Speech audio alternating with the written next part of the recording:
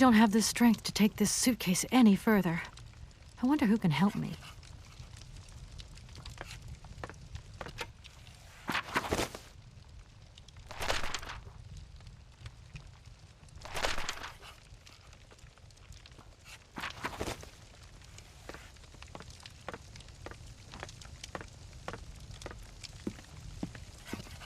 Hi there. Hey, hi there. What are you doing? Can I see? No, too difficult. Momo's work very difficult.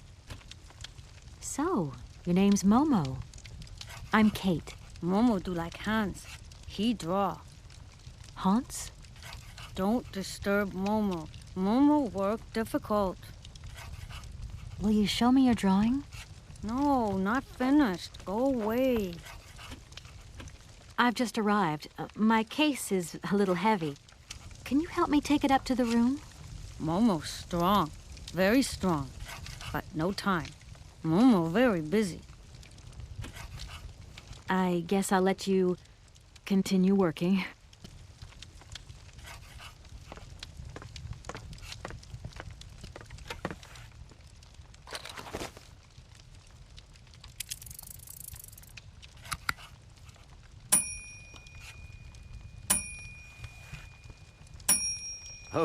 Okay, I'm coming.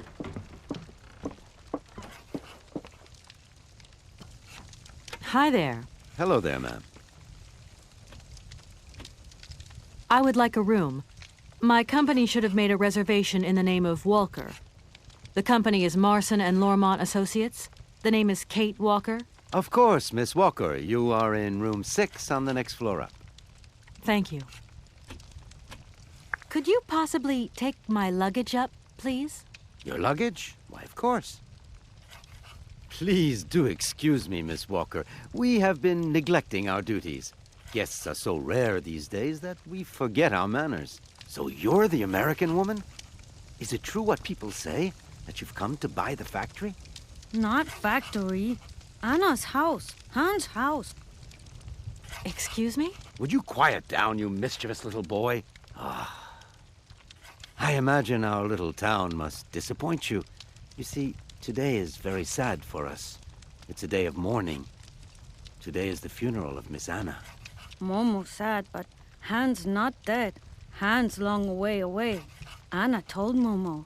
Anna liked Momo very much. That's enough, Momo. Stop pestering the lady. Now go on, scram. Get out of here, you hear?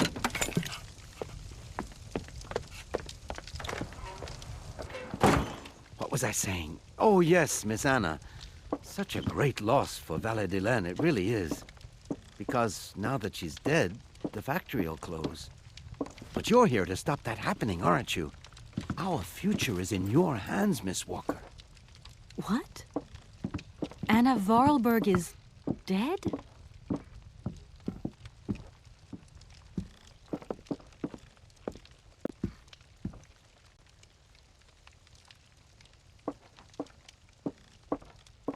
Here's your room.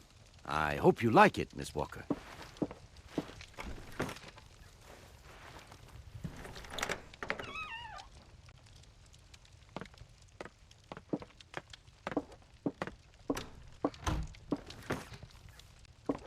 I'll leave you to rest for the time being.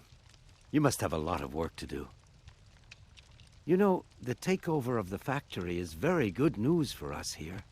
It would make us very happy to see life return to our valley. If only you had seen Valadilene before. It was delightful. People came from all over the world to buy Voralberg automatons. Ah, somebody has left you some mail, I see. Remember, if you need anything at all, we're not far away, Miss Walker.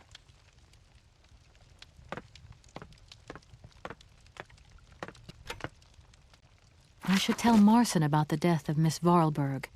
I hope this isn't going to get too complicated. I can't see myself staying here too long.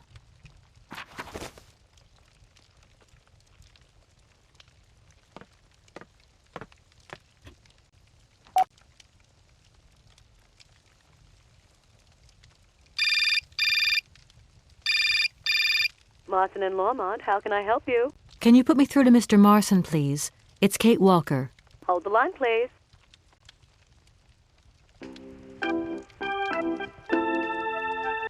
Hello, Kate. So tell me, how's the case going? I've just got to Valadilene, and there's a slight problem, Mr. Marson, I'm afraid. Mrs. Voralberg is dead. That's most unfortunate. But I seem to remember we made provisions for just such a sad eventuality, and we know that there was no heir. Yes, that's right, but... So where's the problem, Kate? Contact the notary right away. I'll get my secretary to fax you his address and an introduction letter from the firm. Very good, Mr. Marson. Right, I gotta go, Kate. Keep me up to date, okay? I just...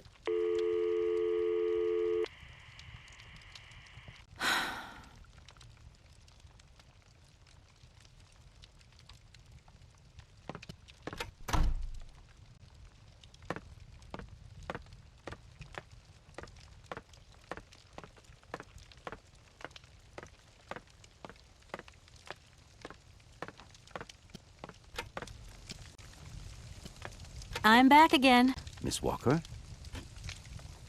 Hello, my name is Kate Walker, and... Of course.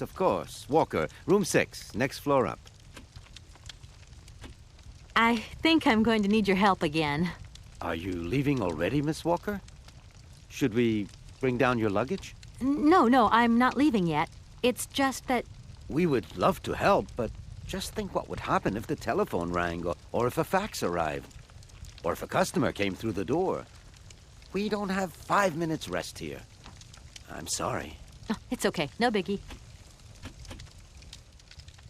I just love all these little mechanical robots. I've noticed there are tons of them here in Valadilene. Be careful what you say. Voralberg automatons are not robots. If you want people to like you here, never ever pronounce the word robot. Okay. What is the difference between an automaton and a robot, then? Well, to tell you the truth, no one really knows. Did you know Anna Voralberg yourself? Oh, why, of course I did. I mean, well, not really. She was a very great lady. We loved her very much. May she rest in peace. The young boy who was here earlier talked about, Hans. Who is Hans? Momo was talking about Hans Voralberg, Anna's younger brother. But he died a long time ago. Nobody here even met him. Who is the boy who was drawing here earlier? Is he your son? Heaven forbid. No, not at all. He's not a bad boy, no. Momo is just a little simple, that's all. What is his connection with Anna Voralberg? Momo is what you'd call the village idiot, and Anna took him under her wing. He must have reminded her of her younger brother, no doubt. And birds of a feather stick together, don't they? You're implying that Anna Voralberg was a little bit slow as well? Heaven forbid. No, not at all. She was a real loner. She kept to herself, that's all.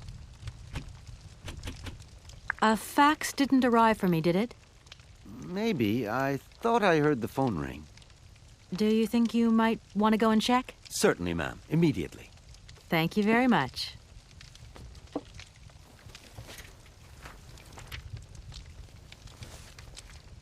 Thank you. At your service.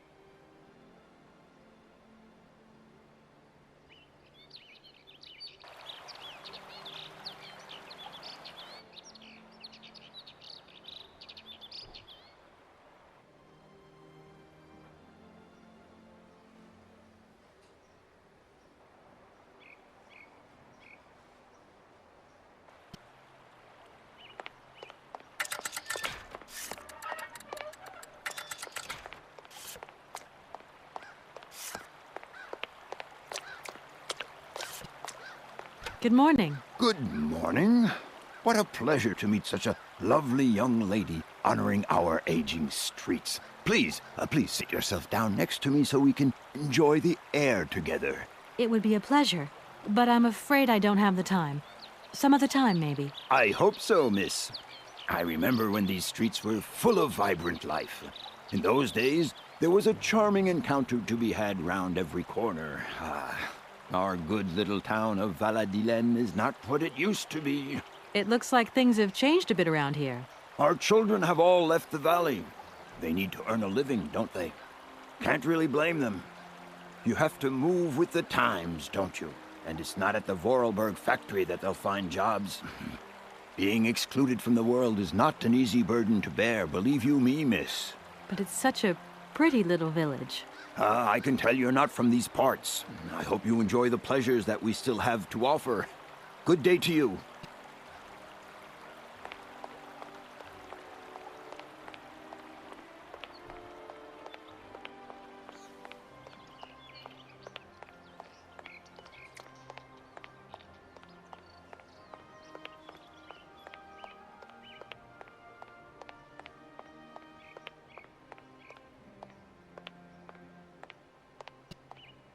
Good morning. Are you open? Can I buy something from your bakery? No, afraid not. Not possible. We're closed. I can wait a while. You can wait, but we're closed all day. Day of mourning. I'm sorry. Please accept my condolences. Don't worry about it. Because of Madame Voralberg's death, all the shops are closed. Mayor's decision. Try tomorrow. Tomorrow I won't be here. That's a pity.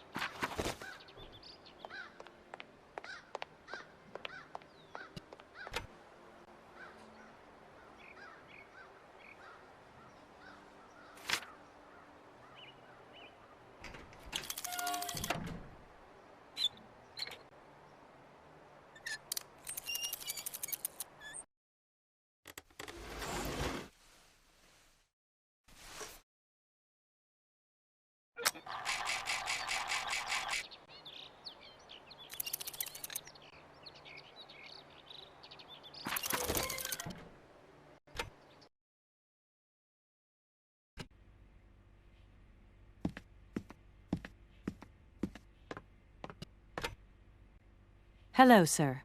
Miss Walker, I presume. Have you had a good journey? Everything went very smoothly. Thank you. Do take a seat, Miss Walker, please.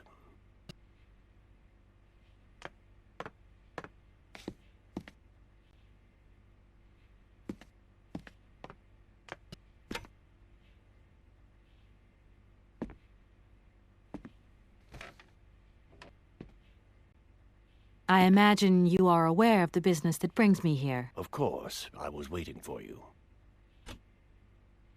You don't find it suspicious that Madame Voralberg left us so suddenly? I would have loved to have met her. Her death took us by surprise. She still seemed to have so much life left in her. Anna Voralberg was not only one of my most faithful clients, she was also a very dear friend. That is a magnificent automaton you have at your entrance. I'm very proud of it. And since my health problems, it has become absolutely indispensable for me. Yes, indispensable.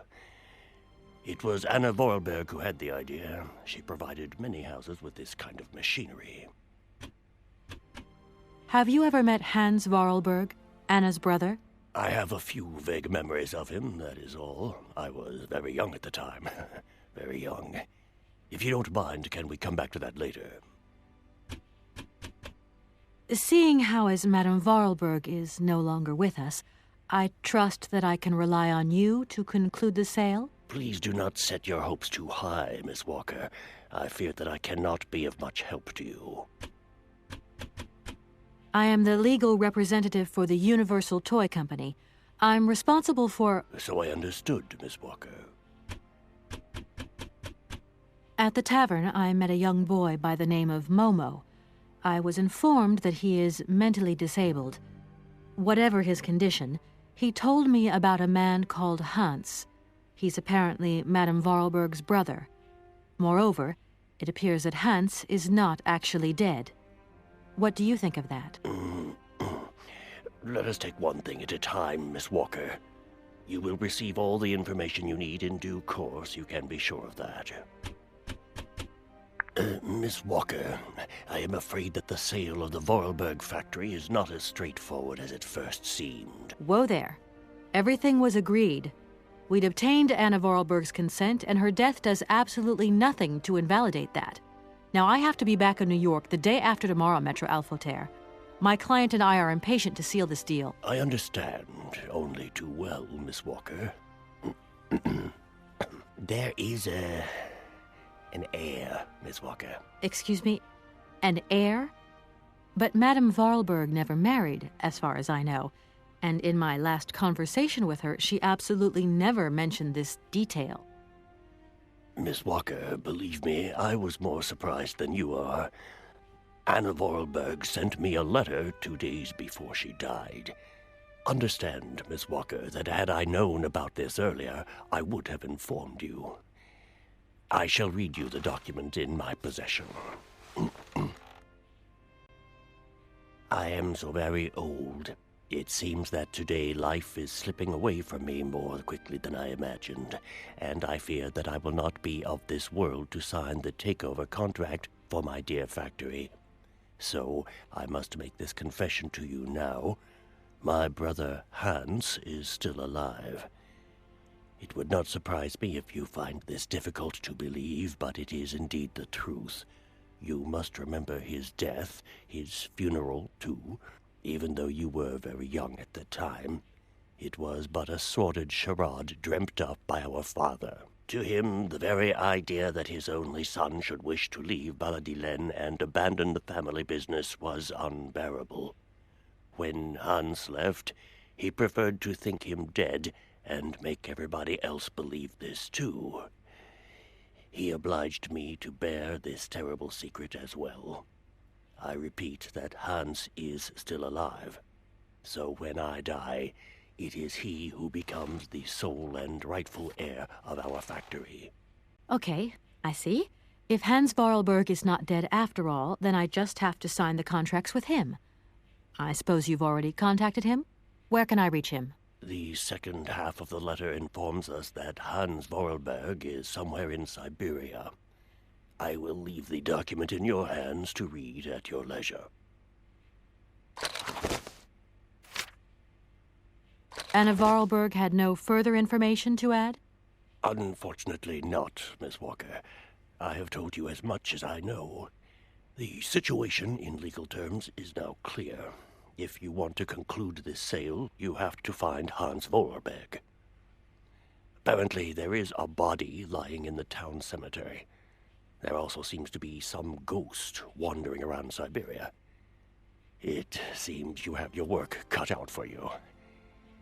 Believe me, Miss Walker, when I say that I am most sorry for this regrettable setback. Most sorry. Great. What now, then? Perhaps you will find out more in the Voralberg factory archives. You will find the key in the waiting room. My role in this affair finishes here with the reading of this letter. And now, if you'll excuse me, I must rest. You see, my health is not excellent at the moment, and my doctor forbids me from working for too long. I will not detain you for any longer, Miss Walker.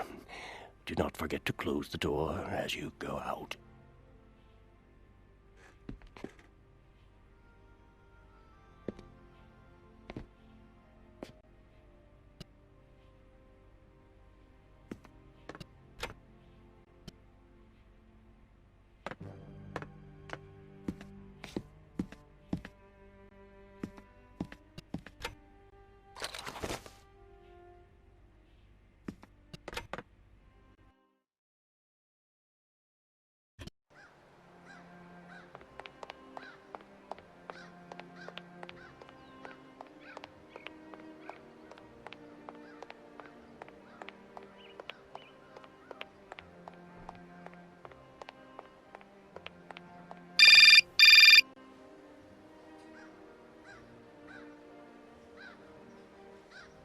Hello? Kate? Dan, I'm so pleased to hear your voice. How are you, honey? Did you have a good journey? Have you settled in? It was long, tiring, damp especially, but I'm okay. Especially when you... Everything going as planned? Yeah, I mean, well, not really. It's not exactly what I thought it would be. You know, everything's so different here. Actually, while we're on the subject, I managed to free myself up tomorrow lunchtime. I'll come and meet you at the airport. I hope the flight from Paris won't be delayed. We're expected at the Goldbergs about 8 o'clock. I hope you have the time to take a shower and change, my poor honey bun. Dan, I don't think the Goldbergs tomorrow night is really on. Don't worry, Kate. You'll be as perfect as ever. Anyway, you never have to wear much to look really great. Dan, I'm going to have to extend my stay here. There's 1 or 2 complications. You understand? Kate, honey, what are you talking about? It's only a measly toy factory. The sale isn't going through as expected. I've got to stay a bit longer. Dan, you don't mind, do you? But Katie, you can't do this to me. I mean, it's the Goldberg contracts. There's millions of dollars on the line here. I know, I'm sorry. You go ahead.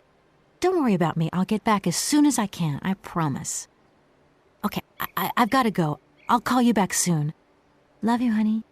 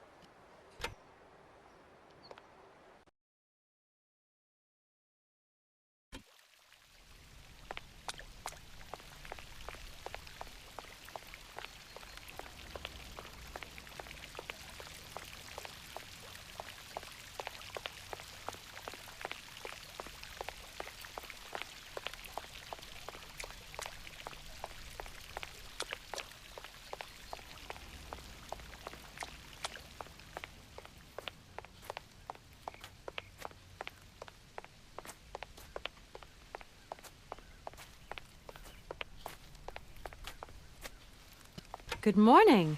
You've got a magnificent garden here. Oh, please, don't talk about it. Since my gardener automaton broke down, there are weeds everywhere. You can't imagine how much work it takes me. I don't know whether I'm coming or going. We're not used to doing without our robot help here in Valadilene. But everybody says that we're going to have to get used to it.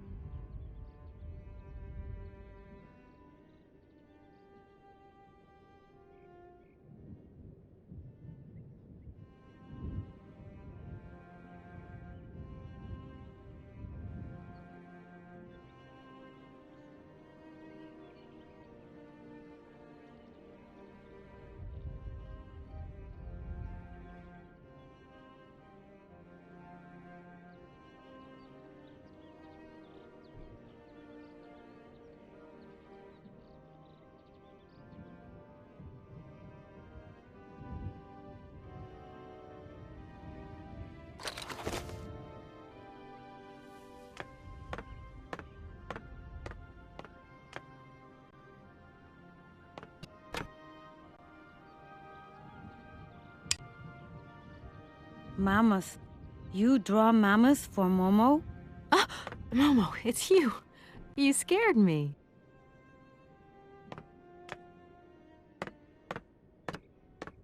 What are you doing in here?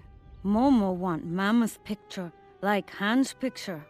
Sorry, I haven't got a picture of a mammoth with me.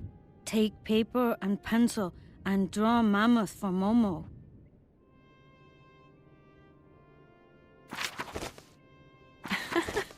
You don't give up easily, do you?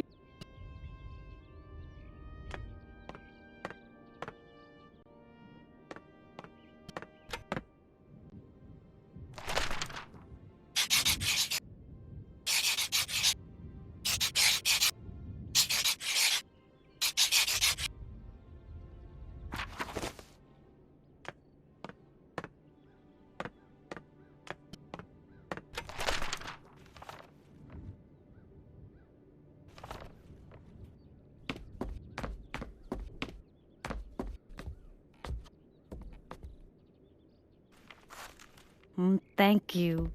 Momo happy. Now follow Momo. Momo show his secret to Kate.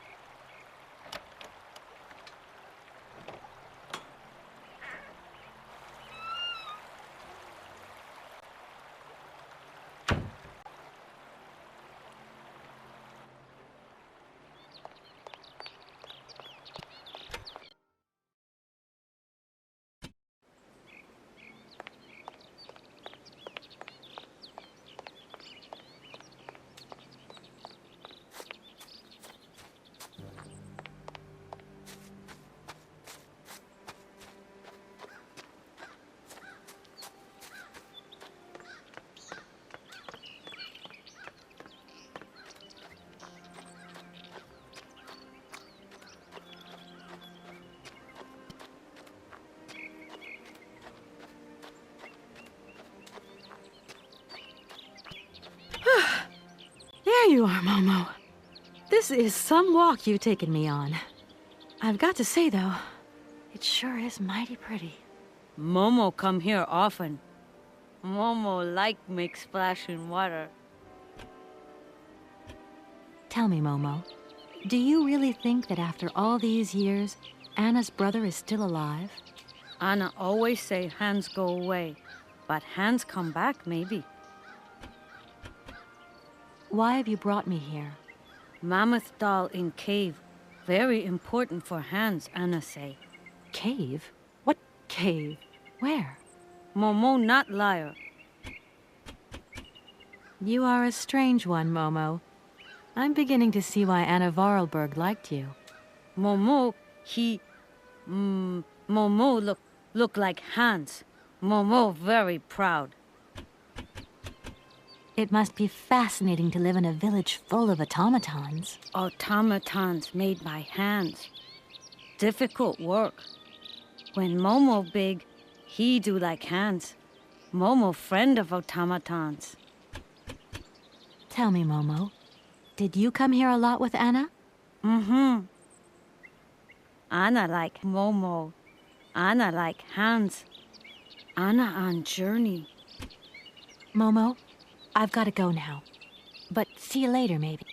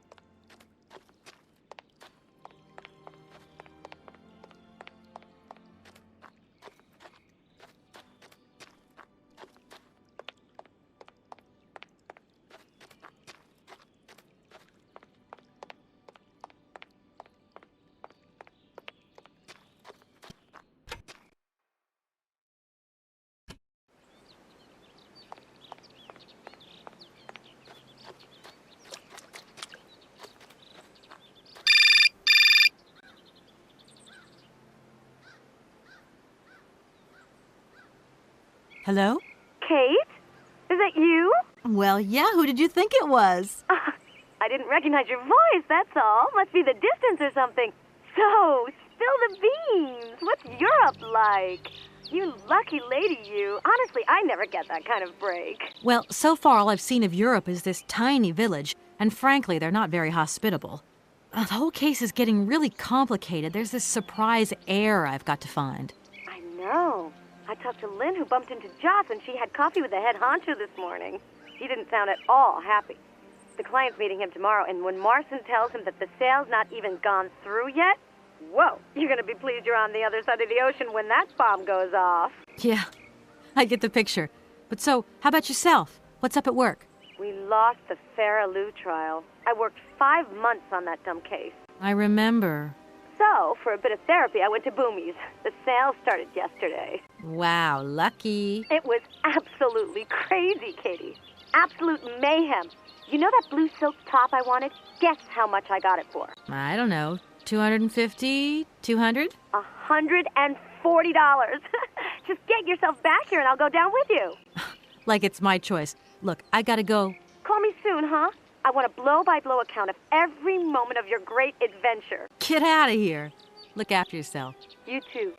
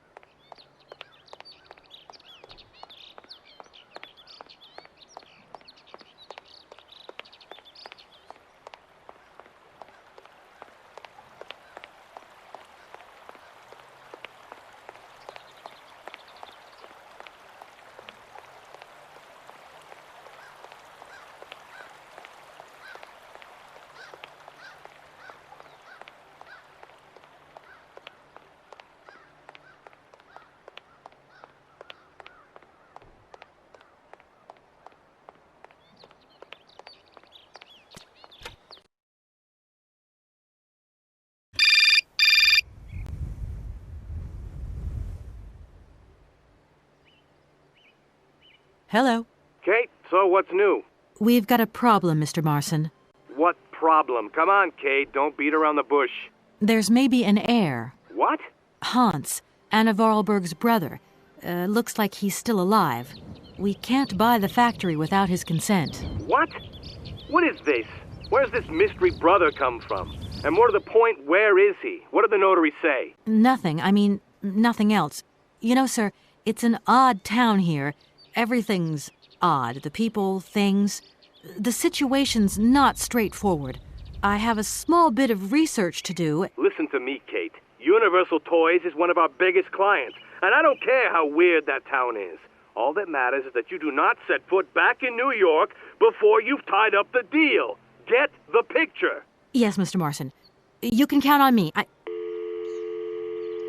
Darn it!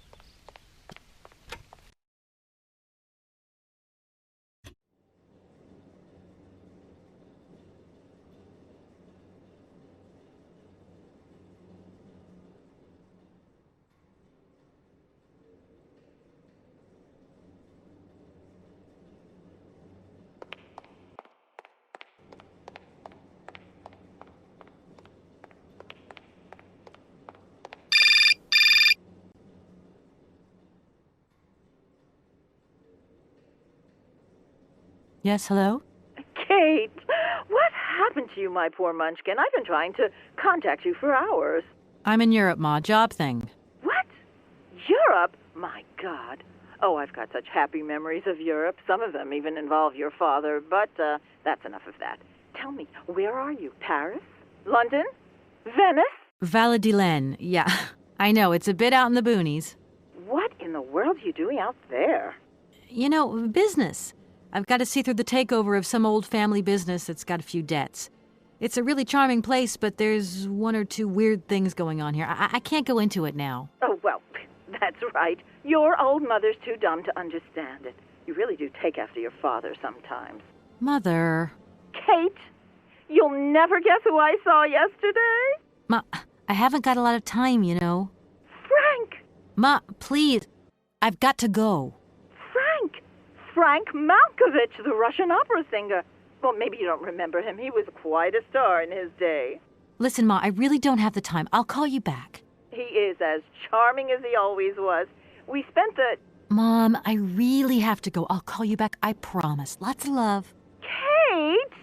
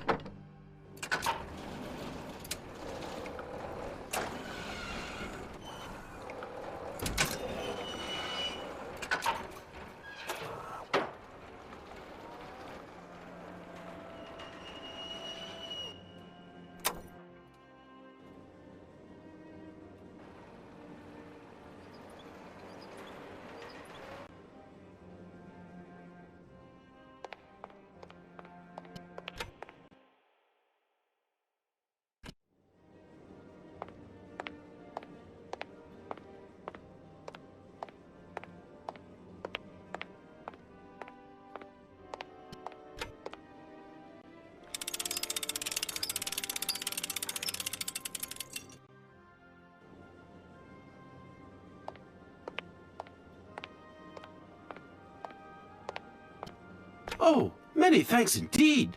I am most embarrassed for you to see me like this. I lack a certain completion. You see, nobody here found the time to polish off the finishing touches. Honestly, these days, we really have lost the art of good workmanship. Yeah, maybe. With whom do I have the honor of speaking? Could you please state your identity, articulating clearly? My name is Kate. Kate Walker. Allow me to introduce myself.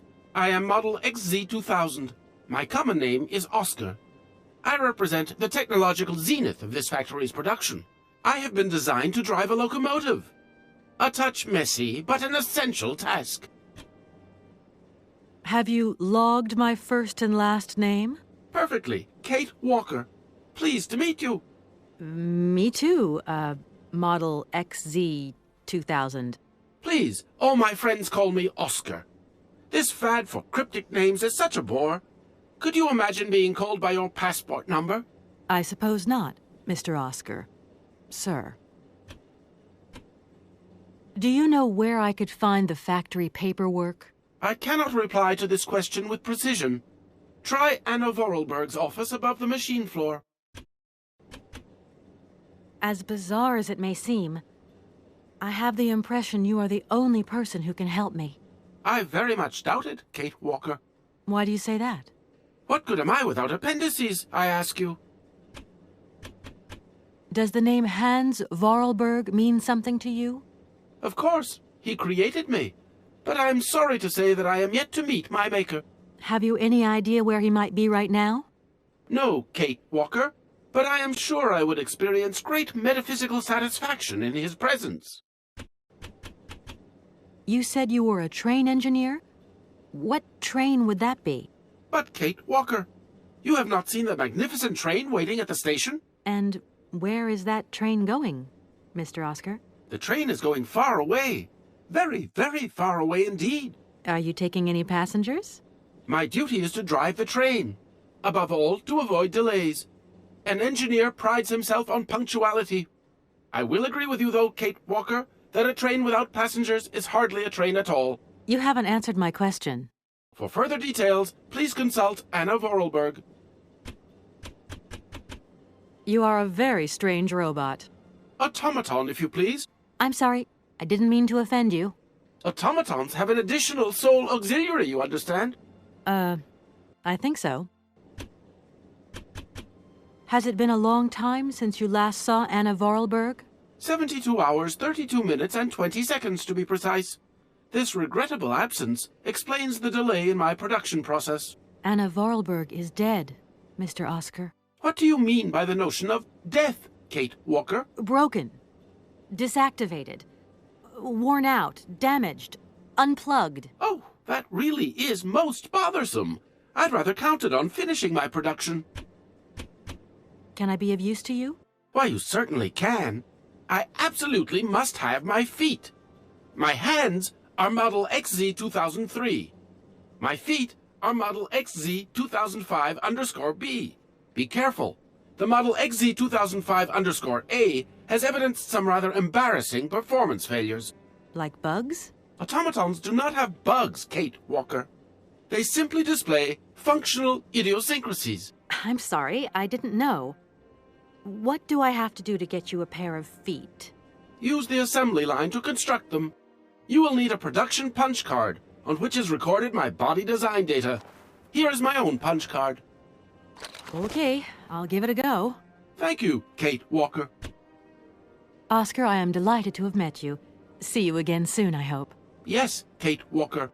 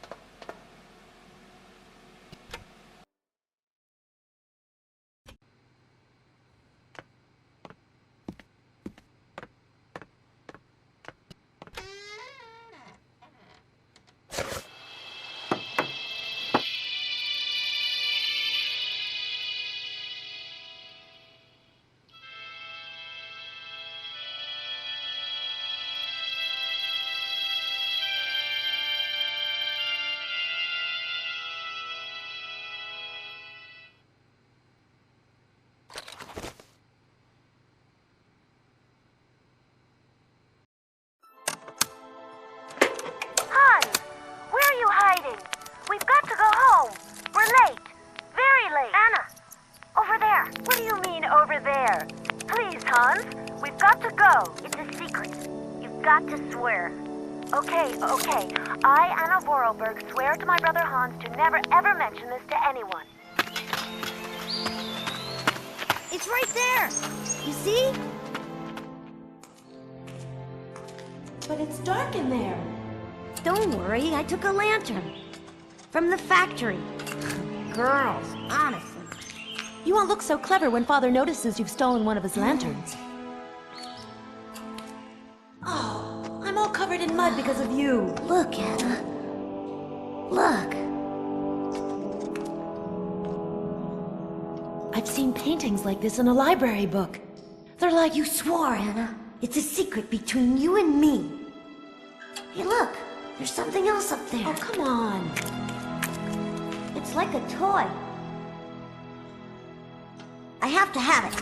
Give me some light. But Hans, it's much too high. Do be careful, Hans.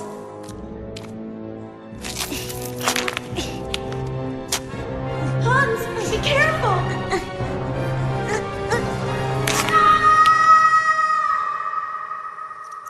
For weeks, my brother lay in a coma, hanging between life and death. And then one morning he opened his eyes, but I knew he would never be the same again. We never did return to the cave, and to this day, I have never ever betrayed our secret.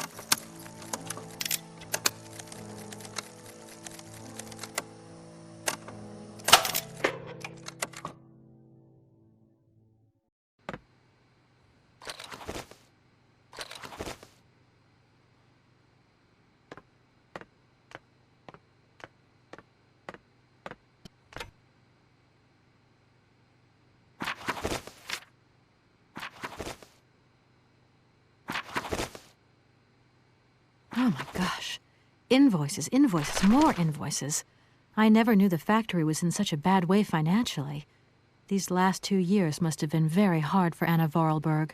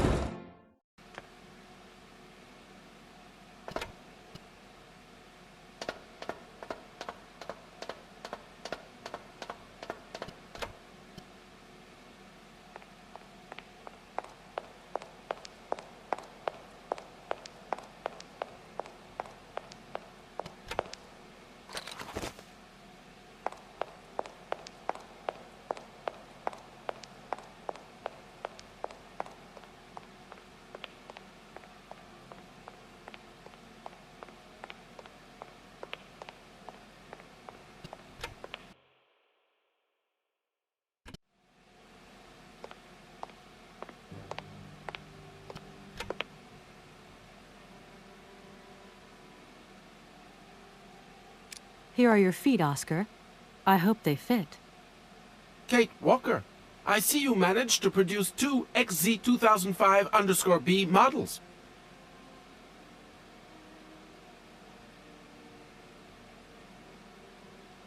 Allow me to express a real feeling of joy, Kate Walker. They really suit you. Comfy? Very. You are very kind, Kate Walker. I am sorry to have to leave you. Where are you going? I must find my train. Its departure is imminent.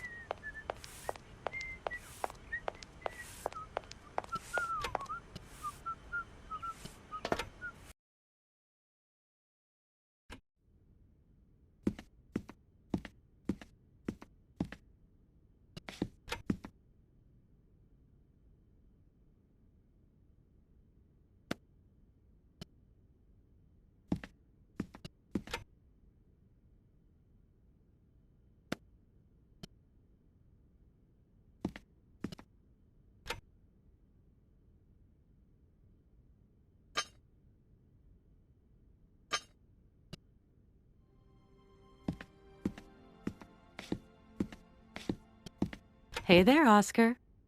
My functions do not permit me familiarity, Kate Walker. Even if you are my first and only passenger. Me?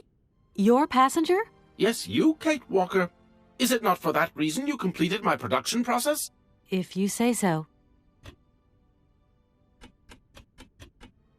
Did you hear Anna Voralberg talk about a mysterious cave? No, Kate Walker.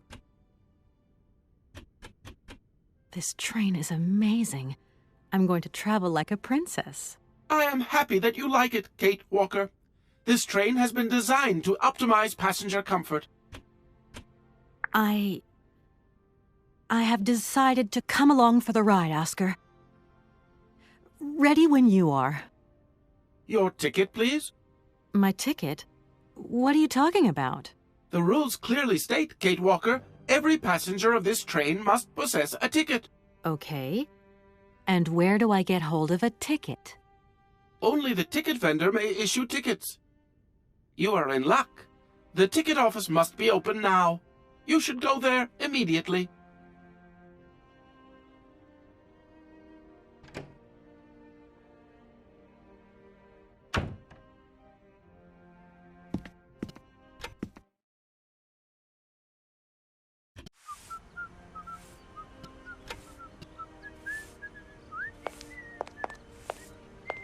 But it's you? What can I do for you, madam? But Oscar, it's me, Kate Walker. Correct. Your name is indeed Kate Walker. What can I do for you, Kate Walker? A train ticket, please. Why, do you sell anything else? The only function of this ticket office is to issue tickets. You are requested to accelerate operations. The office closes in exactly 3 minutes. What can I do for you? A ticket, please. One ticket? Yes. One ticket. What is your final destination? I don't know. It's you who told me I had to get a ticket. A ticket to travel, then.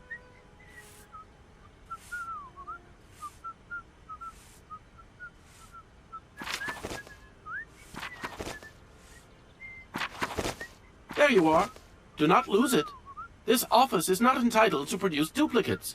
This advice also applies to the accompanying documentation. What's that? The authorization for the release of the train. The ticket officer may ask you for it at any time. But I mean, you are the... Attention! The exact moment has arrived to close this office.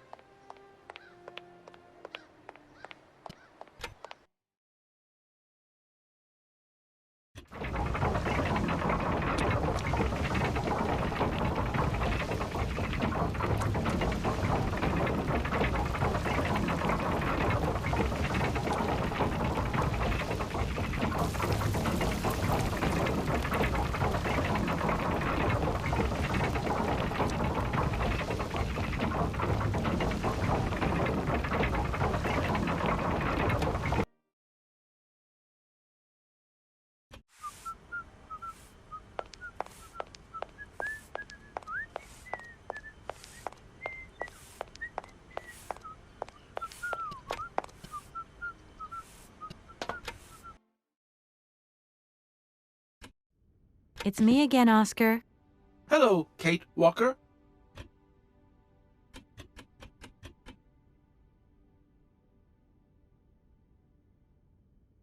There you are, Oscar. Does this mean we can leave now? I cannot accept this ticket for the moment, Kate Walker. Keep it. Why don't you want to take my ticket? I must abide by regulations, Kate Walker. Not all departure conditions have been fulfilled. I must confirm your departure release. You can be a real stickler for the rules, Oscar, my old fellow.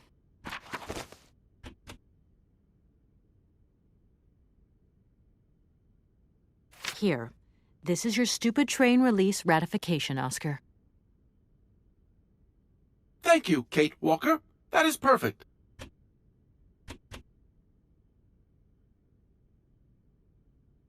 There you are, Oscar. Does this mean we can leave now? I cannot accept this ticket for the moment, Kate Walker. Keep it. I don't understand why you're still refusing to take this ticket. Everything is in order, and an engineer prides himself on punctuality. Yes, Oscar, I remember. But what now? But what's up, Oscar? Why haven't you returned to your engine room? If I may be so bold as to express a personal opinion on this matter, Kate Walker. I'm all ears, Oscar. I fear we have omitted to wind up the locomotive springs. Is that all? Then let's do it, for Christ's sake. I'm afraid I have no notion of how to implement this function, Kate Walker. It would seem that the makeshift completion of my production process is responsible for a lack of instruction on this matter. Okay, right. I'll see to that myself then. I mean, a wind-up train can't be that complicated. You wait there. I won't be long. Thank you, Kate Walker. Don't think for one moment that I'm bored of you, Oscar, but I have to go. I also have much to attend to, Kate Walker.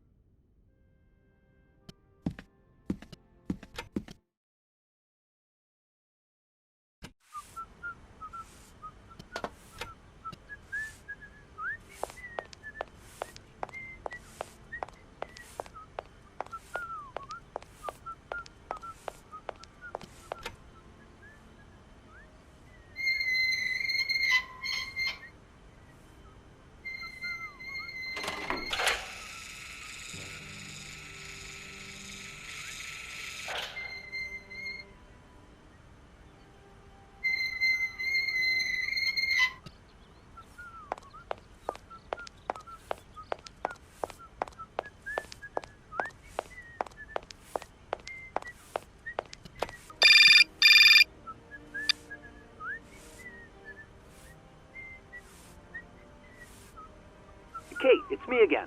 Dan, I was going to call you. Yeah. Are you mad at me? I've just called Marson and Lormont. They told me you weren't expected to return this week. Oh, yeah. So when are you coming home? I don't know. There's nothing I can do about it. The situation is kind of tricky, you know. At the beginning of next week, I hope. Yeah, whenever. Dan, please. Just hang in there, okay? The stakes are higher than I thought, and you know how much I love this job. I suppose it's neither here nor anywhere to you that the Goldbergs are going to... It is. I mean, it isn't. I mean, Dan, this really isn't the moment. You know I'm thinking about you. I love you, sweetheart, and I'll give you a call when I have some news. Promise.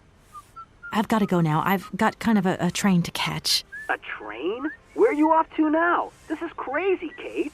To tell you the truth, I've no idea. Love you, honey. You know that. Kate!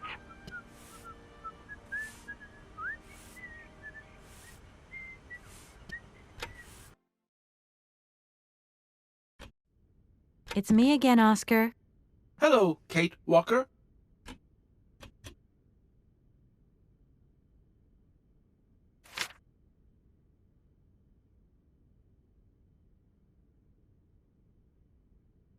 Right, everything is in order then. The train is finally ready to leave. I am most terribly embarrassed. Such ignorance on my part is inadmissible. I hope you still have confidence in my abilities, Kate Walker. Please return to your seat and we can leave. Finally.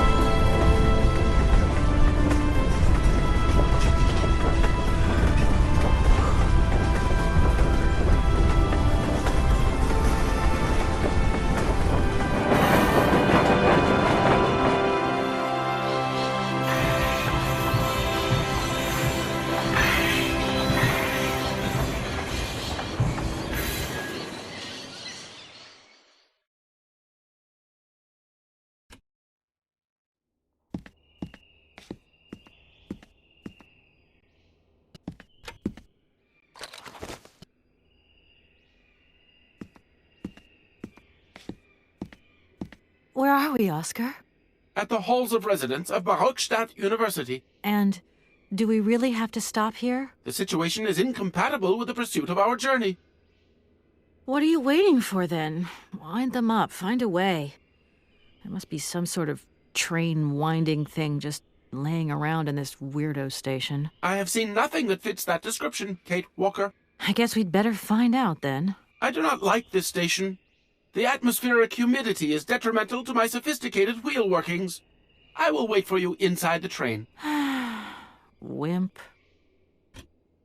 And to think that when I first became a lawyer, I was worried I'd get stuck behind a desk. Is something wrong, Kate Walker? Is the restaurant car service not to your liking? Would you like another pillow? Don't worry, Oscar. Everything's just hunky-dory. And you are just hunky-dory, too. Oscar, there's no way you could help me find a way to wind the train back up again? Rust awaits my every movement if I leave this train, Kate Walker. And what would you do with a rusty engine driver? Not a lot, I suppose. Oscar, I think that Hans Voralberg once stayed in this town after he left Valadilene. Maybe this wasn't a chance stopover after all. Nothing is left to chance in a railroad network. You agree with me, then? We have no concrete proof to support your hypothesis. The train stopped because the clockwork mechanism is unwound. That is the only concrete evidence we have, Kate Walker. I was just hoping for a little imagination on your part, Oscar. No, Kate Walker. I am only an automaton, Kate Walker. This train might be a wonder of technology, but the engine's limited autonomy is a liability. You got to admit that. I am afraid I refuse to entertain this consideration, Kate Walker. Oscar, see you later, alligator. In a while, Kate Walker.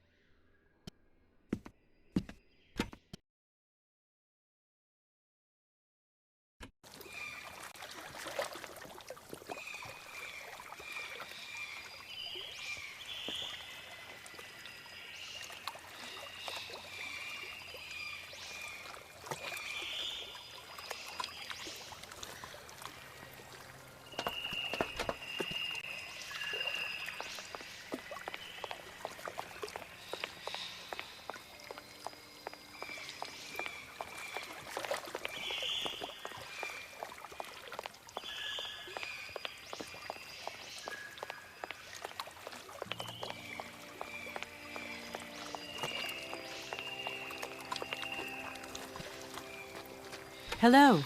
You arrived by train, I see. Yes, I've come from Valadilene. It's been a long time since I've seen a train here. Students, did you bring students with you? No, I traveled alone. Well, almost alone. I remember around the start of fall, the train would bring kids from all around the world here to study zoology and botany, paleontology, and all that stuff. This was a great university. And it isn't still great today, then? Today? Well, The name Hans Voralberg doesn't mean anything to you by chance, does it? Oh, do you really think I'd remember one little name from the thousands that pass through this station? I feel like I've lost my way a little here. I could really do with your help. Hey, anything I can do, miss, you just let me know. Have you been the station master of Barrockstadt for a long time? I've never had another job. Now, you tell me, are you in charge of this train? No, I'm not sure. So what's your thing here? You come here to do some bookworming over at the university? Well, sort of. I'm always looking for new information.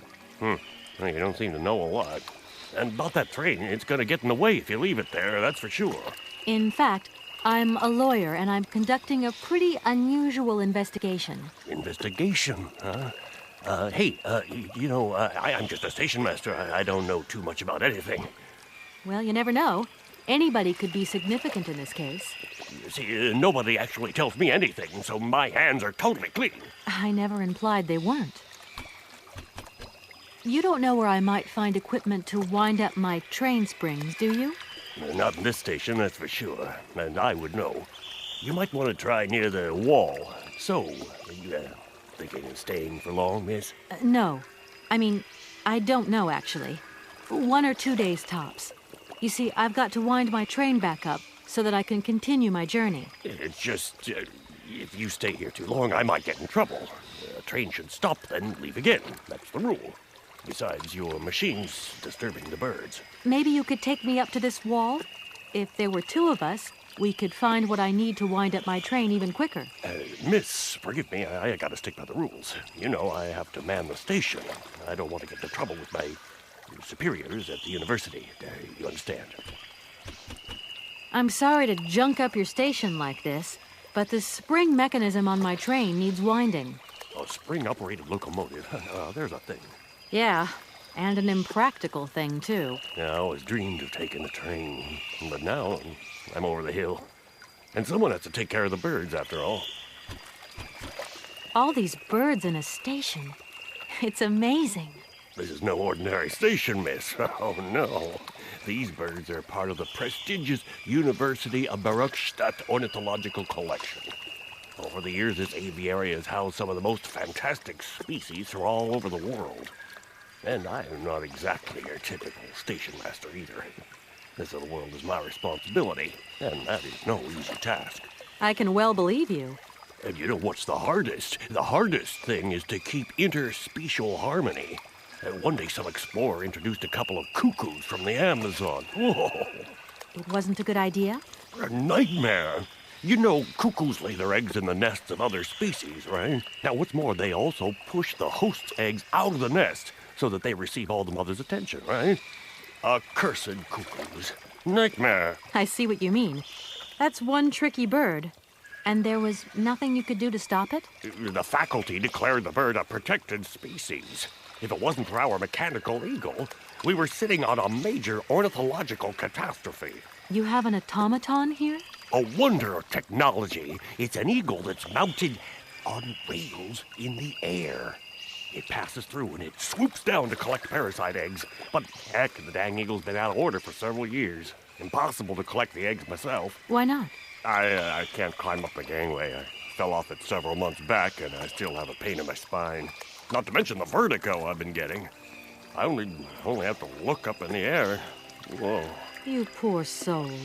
That must be very hard. Worst thing is, cuckoo eggs piling up in the nests. Soon the rectors are gonna notice. There's trouble in store, big trouble. Well, I'm worried. Yep, worried. I won't disturb you any longer, Mr. Station Master. Welcome to Barrockstadt, miss.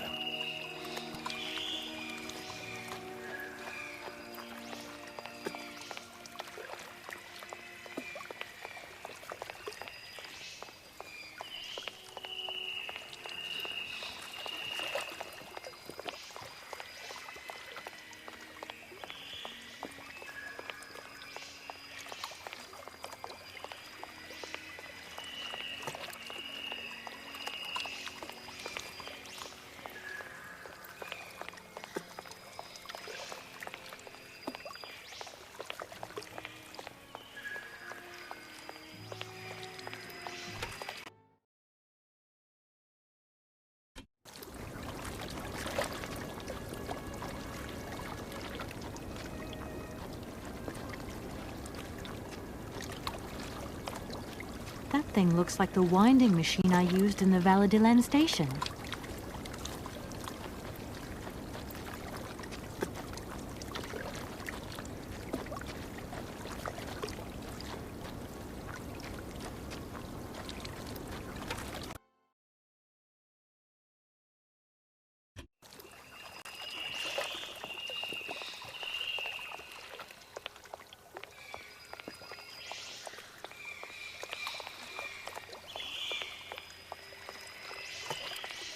Kate Walker! Kate Walker! Come over here, please! I have something to say to you!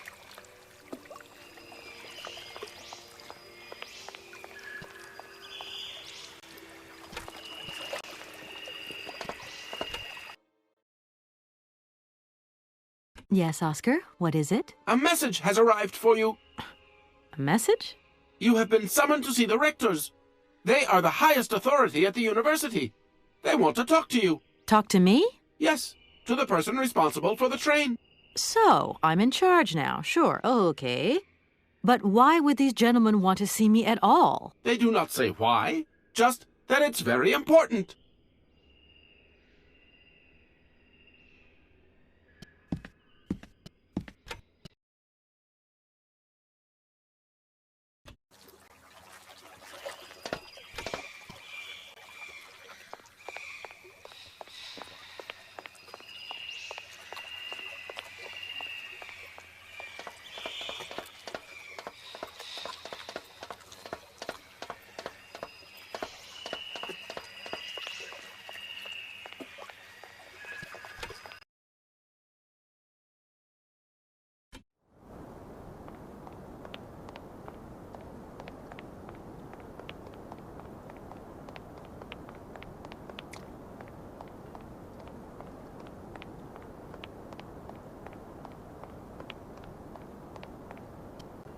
Hello.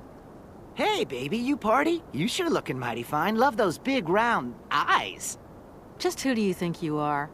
Hey, spunky. I like that in a lady. Okay, I'm hooked. Come on, Zol. I'll let you buy me that coffee. I don't remember ever asking. Hey, don't play hard to get. I know you like it big time. Listen, kid. Go back home and play with your toy cars and forget you ever saw me.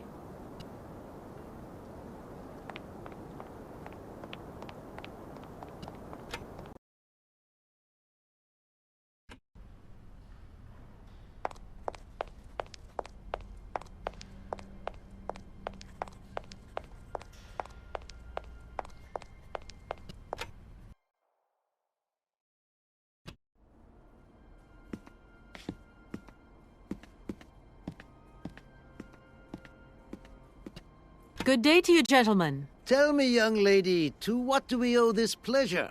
Please do be brief. We do not have very much time on our hands. As rectors of this university, we have serious matters to attend to, and our time is precious. I have heard you wish to meet the owner of the train that is currently in your station. May I know the reason for your summons? We are surprised that your train has not yet left, miss. The situation is most regrettable. The rules do clearly state that trains are meant to come and go and not remain stationary at a platform. Trains should first stop, then subsequently leave. That is the rule. We agree then, dear colleagues, that what we're dealing with is deviant behavior. This matter really is cause for concern. It's a clockwork train, you see? So it needs winding up again. Unfortunately, there is no equipment in the station to do this. A clockwork train? That's strange. How very quaint. You mean it's some sort of mechanical toy? You are causing a hindrance to us, miss. I am very hopeful that I will find what I need along the wall. The wall? Miss, that really is not a suitable place for you to go. Especially for a young lady. You see, miss, we freely admit that every day we praise the existence of that particular edifice. We owe the integrity of our dear university and the fine education it provides to the wall. It protects us from harm and invasion from the unknown. May God protect us from what is beyond those ramparts, miss. Please believe me. I don't have any choice. I must continue my journey. Such a decision is a correct one since it's in line with regulations. Thus, your train will indeed be able to leave. And consequently cease to obstruct our station. Does the name Hans Voralberg mean anything to you by chance? Ah, one of the brightest, most idealistic intellects to have graced our university. Hans Voralberg. I remember speaking to him once. I was still a student at the time. He just stared at me, lost in thought for a while. He scarcely ever said a word. But how can one forget him? Idealistic? I'll grant you that. But bright? Oh, don't go too far. He was completely incapable of passing any exams. All he ever did was to sit in on lessons, and not many of them either. Paleontology, mainly. He had an unhealthy passion for mammoths, which matched the state of his intellect perfectly. That is to say, prehistoric. Prehistoric? How dare you? A little far-fetched, maybe. But he did have flashes of intellectual brilliance, comprehensible only to high-minded scholars who hold no score by appearances. My dear colleague, your hasty conclusions are somewhat cavalier. My assessment is wholly accurate. The boy was a little odd. You must concur if my father, who was rector of the university at the time, had not shown great indulgence towards him. Hans Voralberg would have never attended this establishment. What about the bandstand, then? Is that the work of a deranged mind? Even after all these years, you are still jealous of it. My dear colleagues, I beseech you, let's show some decorum. We have a visitor. What do you want with Hans Voralberg, miss? Are you a member of his family? No, not at all. I'm looking for him to clear up an inheritance matter. Is he still here? What? Here? At the university? No, not at all. He left a long time ago.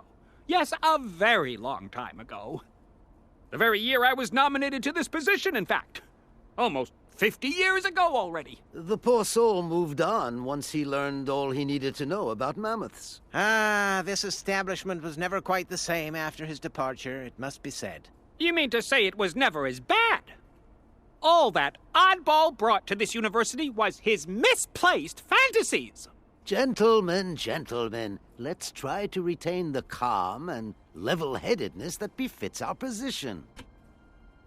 Can you possibly help me out here? Miss, your insistence is almost verging on indecency.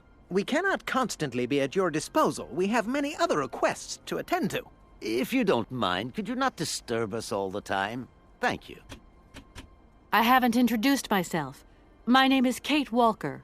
Walker, haven't we already had a Miss Walker? Ethnology Masters, September 1953, if my memory serves me correctly. Perfectly well, my dear colleague. But if I may be so bold, it was a Mr. Walker and not a Miss. It was Bill Walker, sat the June 68 exams. The impudent fool turned up for the oral assessment in jeans, flouting strict internal regulations which explicitly state the required uniform for the occasion. Pure incitement. It was scandalous. Sadly, we have seen worse since. Young people lack all respect of traditional values. Tradition, young lady. One must always uphold tradition. You see, I didn't actually intend to stop here, but the springs of my train gave up, you see? No, not really. You mean to say you're not a student? You have arrived a little late in the term, miss. Enrollment for this year has already terminated. But as rectors of this university, and therefore representatives of its highest authority, we could bend the rules a little, if you like. You don't understand. I'm a lawyer from New York, or rather Valadilene, more precisely. My client wants to buy out an old mechanical toy factory, but its heir isn't actually dead and is living somewhere in Syberia. I've got to get to him to sign the sales contract. You see? Not really. This is a most peculiar tale. A kerfuffle of the highest order. We have an excellent law school, if you should ever change your mind. I have heard you wish to meet the owner of the train that is currently in your station. May I know the reason for your summons? We are surprised that your train has not yet left, miss. The situation is most regrettable. The rules do clearly state that trains are meant to come and go and not remain stationary at a platform. Trains should first stop, then subsequently leave. That is the rule. That idea of the station aviary is really very original. It's the pride of our university. One of the specialties taught here is zoology, you see, and more particularly, ornithology. Proper study and instruction should not be limited to books. Observation of living matter is indissociable from theoretical questions. It contains some very rare specimens that have been brought back from far-away, exotic countries, especially for our university, by the world's most intrepid explorers. Do you remember Alexander Valembois and his peculiar bird? Absolutely. His gift produced some very embarrassing long-term consequences. A poison chalice, indeed. It must be said, the situation could have been much worse, however. Oh, yes, it could have been terribly problematic. Here we are, busy chatting, and look at the clock. It's tea time. Already? My word, doesn't time fly by? Thank you for a charming visit, miss. And thank you, gentlemen.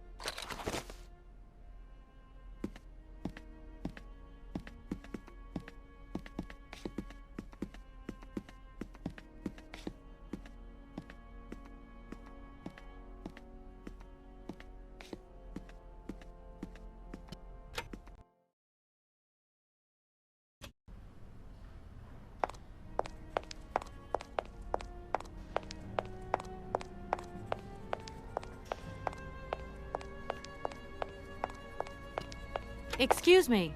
Sir? Please, just a moment. Yes, what is it? I'm not deaf, you know. I am sorry to disturb you in your work, sir, but... This young Mammothus primigenius is barely 40,000 years old. Fantastic, wouldn't you say, miss? Yes. Probably. What do you mean, probably? I don't know. You don't know? Oh, you don't know, I see. What can I do for you, my dear child? To tell you the truth, I'm looking for Mr. Hans Voralberg. He's the sole heir of a very unusual factory. My company is in charge of negotiations for the takeover of this factory. At last word, he was living in Syberia. So, as soon as my train is ready, I'll be continuing my journey eastwards. Syberia. Ah, Syberia. But what was it you said again? Said what? You mentioned a name. The person you are looking for. Voralberg. Hans Voralberg. Do you know him? Hans Voralberg. How could I forget him? Such an extraordinary fellow. So inventive. We shared a passion for mammoths, you know, and we bonded over this passion. Without it, I confess, I would have had little to do with an odd, ageless retard like Hans. At the time, we were both students. Well, sort of. Put it this way. Hans had special permission to attend paleontology lectures. You see, he didn't really have the necessary qualifications. In exchange, Hans did a few odd jobs around the university. Your Hans Voralberg sounds uncannily like the one I'm looking for. I'm not sure, my dear. Hans was above all questions of money and business. Just to imagine him running a factory, perish the thought. Can you tell me a little bit more about him? He was always a mystery to me. He never said very much, and never quite seemed to grasp what you said to him. He expressed himself instead through his incredible mechanical contraptions. His inventions, I admit, have been much appreciated by the university. The few times we really did talk, it was about his strange interest for mammoths and a doll. Some sort of doll that obsessed him. A doll, you say? Yes. He kept talking about it. One day he described it to me. A sort of children's toy. A miniature mammoth mounted by a mount. It appears he found it in a cave not far from his home. The event all sounds very dramatic. His account was slightly confused, but it awoke a great interest in me. What do you mean? To my knowledge, there was only one tribe who made figurines featuring a mouth, and that tribe is the Yukols. They live in the farthest reaches of Syberia, and for them, the dolls constituted a sacred object, illustrating one of their central legends. How such a doll made the journey from the frozen Siberian north to a cave in the French Alps is a mystery to me. Even today, it is beyond my comprehension. Have you considered that Hans Voralberg was maybe making it up? You said yourself he didn't seem to have all his mental facilities intact. No, that's impossible. Hans couldn't invent a story like that. The doll is a sacred part of the Syberia legend. He described it to me in exact detail. Syberia itself is a chimera that paleontologists of the world are very fond of pursuing. To tell you the truth, I don't know very much about mammoths, and I'm not here as a student. In fact, I'm a lawyer. It's all right. Nobody's perfect. All the same, the study of the Pleistocene period is fascinating. I'm sure it is, but I'm sorry to say my current mission is totally monopolizing my time. Another time, maybe. Ah, that's what they all say. But anyway, let me present myself. I'm Cornelius Ponce, Emeritus Professor and Lecturer at the University of Barrockstadt. I'm proud to say that I'm head of the Department of Paleozoology at our university. Kate Walker. Pleased to meet you.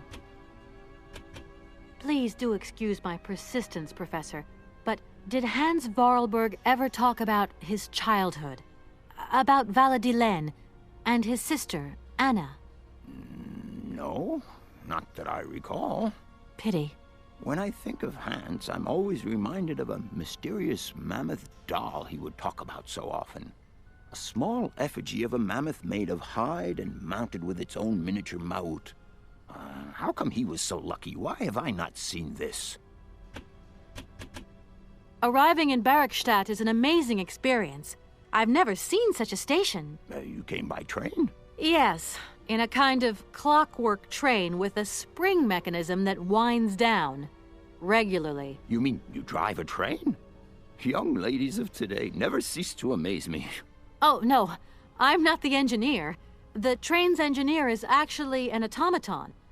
I am sorry, all this probably sounds very strange. A clockwork train, driven by an automaton? I once knew a man long ago who could have invented such a train. It was he who designed the bandstand in the main square. To think that he was even capable of creating such a gadget. He was astounding, a true genius. But oddly, at the same time, he was also almost a child. It was as if his mental and physical evolution had definitively halted at the age of 10. Can you believe that? Yes. I think I can believe that. At least I'm beginning to. My train stopped in a peculiar aviary. It's very odd. A lot of bird species seem to seek harbor there. Ornithology is far from being my favorite subject, but I must concede that the station is the pride of the university. It was initially intended for teaching purposes, but then birds started arriving from all around the world. It seems that there are still rare species breeding there and flourishing. Are there? Can you give me an example? I have been told about a kind of bird with peculiar habits. Let's see now, the Amazon cuckoo, that's right. But, oh, I'm so foolish, I can't remember what was so special about it. Just that its behavior is very peculiar. The Amazon? Where's the Amazon? What is the Amazon? I'm sorry, my dear, but one cannot learn everything in a lifetime. Specialization is the key to real knowledge. Why don't you pay a visit to our library? Thank you very much. If I were to say Forest Sauvignon to you, what would you say? Oh, let's see. Sauvignon. Sauvignon? I would say it's some kind of tropical shrub, don't you think? We are talking about the same plant, then. It is a very rare shrub with small, juicy fruits. I found a book about the Amazon, and it says that there are even Sauvignon plants growing right here in Barrockstadt. You wouldn't know where, would you? Amazon Sauvignon plants here? No. No, I don't think there are any. Hardly implausible, but you should ask the station master. He is keeper of the greenhouse at our university, so he could tell you more than me. Oh, thanks very much. I feel I've lost my way a little here. I could really do with your help. Oh, my dear child, you've chosen your moment. I absolutely must finish off my lecture for this afternoon. It's a lecture about mammoths? Oh, yes and no. More specifically, it is about their migration. Do excuse me, I need to concentrate. Professor, I have brought you something that should be of interest to you. Look. What have you got there, then? Let's see. An effigy of a mammoth. But this is Hans' doll, is it not? Yes, of course it is. How on earth did you... Oh, my God. It's in my hands. It exists. It really exists. Please do excuse me. I'm deeply, deeply moved. You see? Your Hans and my Voralberg heir are one and the same. This is incredible. After all these years, how can I ever thank you, my dear? Oh, I must waste no time. I'm off to my laboratory. I must study this carefully. May I borrow your treasure a moment? Well, actually, Don't worry, miss. I will take the greatest care of it. But I need to study it. You see, it has such importance to me that this very afternoon I shall deliver an impromptu lecture to my students about this very object. If you are interested in Hans Voralberg, then it is essential that you attend. Do you think so? Obviously. Give me your telephone number and I will call you the moment my lecture begins. I will return you your doll at the end. You have my word. In that case, see you later.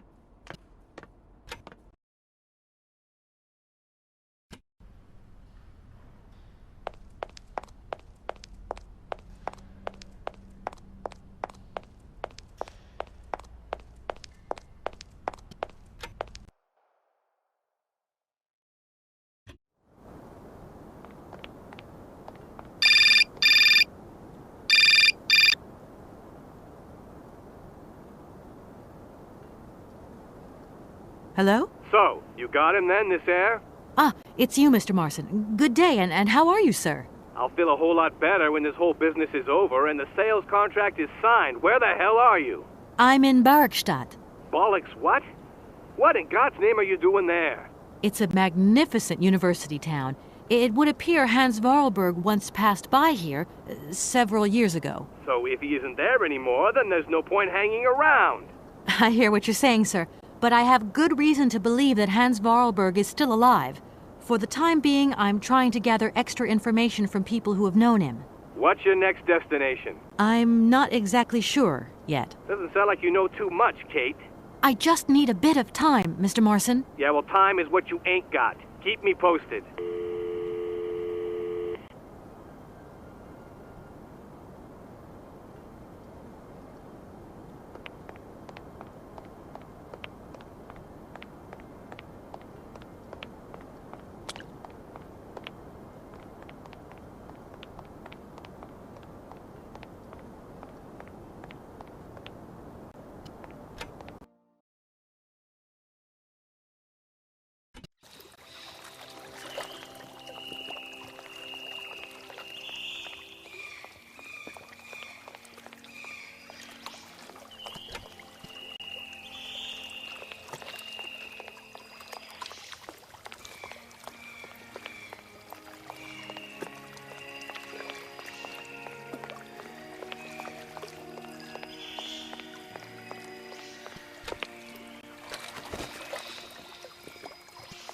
Hey there!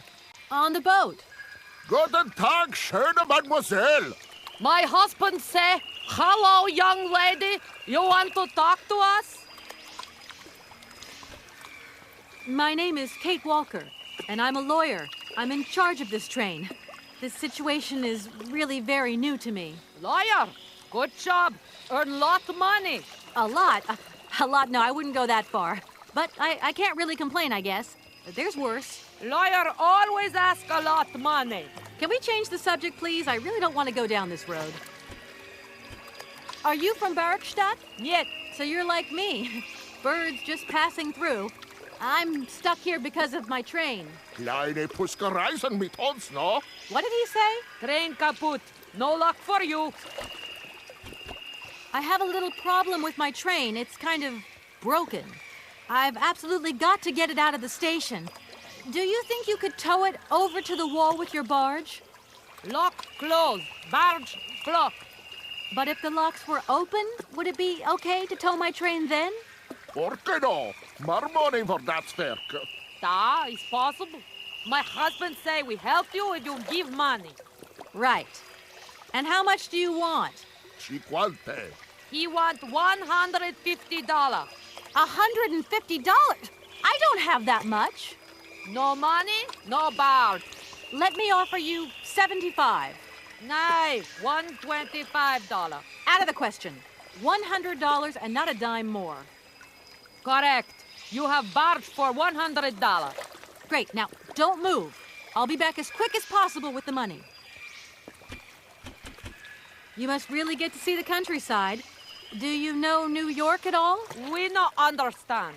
I'm looking for a funny little man who is supposed to live in Syberia. Can you imagine that? Siberia. I expect you've already been there. Si vraga come to Syberia? Siberia? No. Too cold. Barge no break ice. I hope my train isn't too big for your barge. It's okay. Motorboat, erste Klasse. My husband say correct. Powerful motor. I mean, we're not exactly very far from the winding machine, are we? It's dumb, isn't it, all this effort to go a few yards? Put train in barge? Nah, not possible. Have you gone down to take a look around the station yet? It's amazing. You know, it's full of exotic birds. Me to moigir? Ja. Ja, mit pleasure. We no leave boat. Husband is land sick.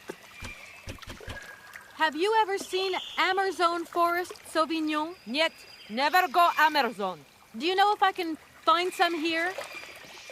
Yet, you must to Amazon go. Yeah, of course. It's not very polite of you to take advantage of my predicament.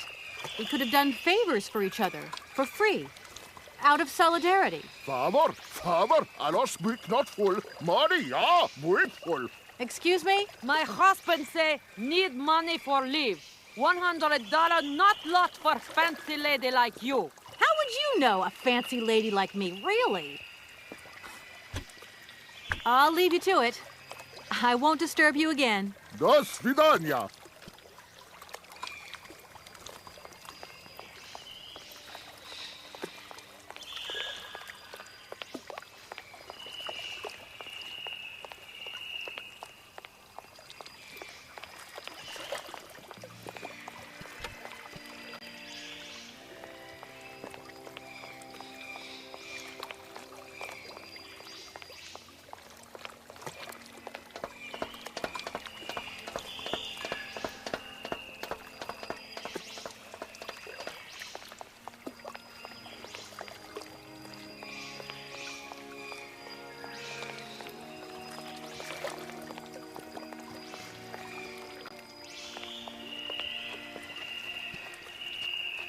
I'm sorry to disturb you. What can I do for you, miss? I've got it. I found a winding machine. Down over there, along the track. A winding machine? Yeah, I knew that strange gizmo had something to do with trains. How does it work, then? I was going to ask you the same question. Miss, I only feed the birds and water the plants. Mechanical stuff's just not in the job description, okay? Where might I find some forest Sauvignon plants, please? No place round here, that's for sure. I don't know what you're talking about. That stuff's from the Amazon. You know, for someone who knows nothing about the plant, you seem pretty well informed about which mysterious faraway country it comes from. Oh, Amazon, Peru, Papua New Guinea, it's all the same to me. Gotta go. Gotta work. Wait, don't go. You know what? I don't think he was being totally straight with me.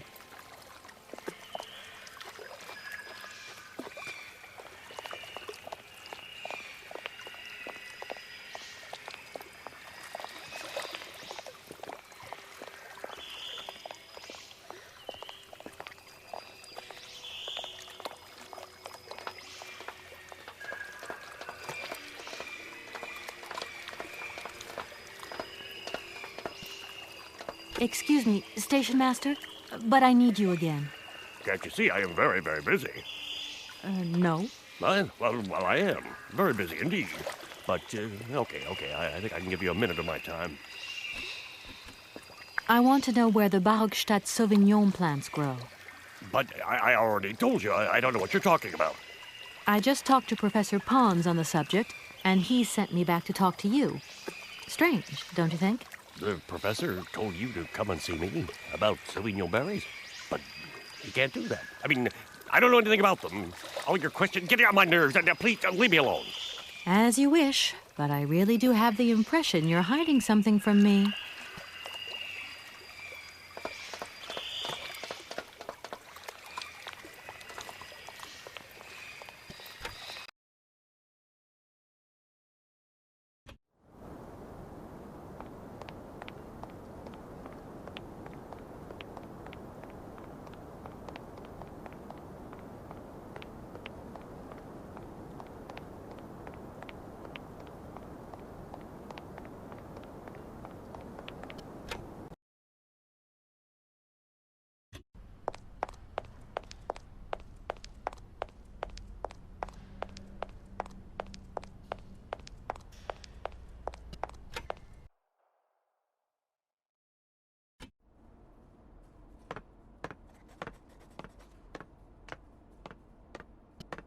Do excuse me, Professor. Professor, sorry to disturb you again. What is it you want to know, miss? You wouldn't know where the forest Sauvignon plants are kept in Barrockstadt, would you? Why do you think there are Sauvignon plants here? I read about it in a book at the library. Try going to see the station master. If such a shrub exists, he will have a better idea than anyone. It's actually he who sent me to you. I thought it a little strange, but he definitely said ask the paleontologist. You're the only one here, aren't you? Yes, yes indeed. What a strange way to behave. Well, I think he must have made a mistake, that's all. Nobody tells me anything here, and maybe you should ask the rectors. After all, they are in charge of the university. All right, thanks. I'll leave you in peace. I hope I haven't disturbed you too much. Sorry? No, not at all, my dear child.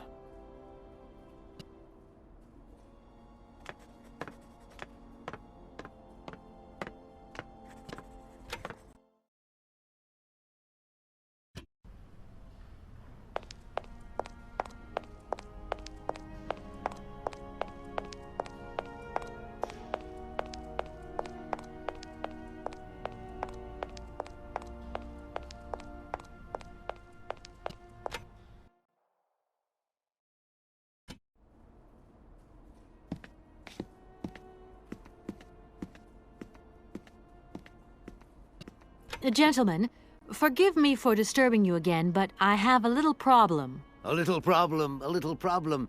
Everyone has little problems now, you know. They are kept to oneself, and they don't stop the world from turning. Nor trains from leaving stations. Are you sure there are no Amazon Sauvignon plants in Barrockstadt? Because I have just interviewed the station master and the paleontologist, and what they said really didn't convince me that there wasn't any here. We are quite definite on this point. There are no Sauvignon plants growing in Barrockstadt. You see, miss, the Amazon Forest Sauvignon is a rare shrub that requires very special conditions for growth. That's right. Conditions that are very hard to reproduce, believe you me.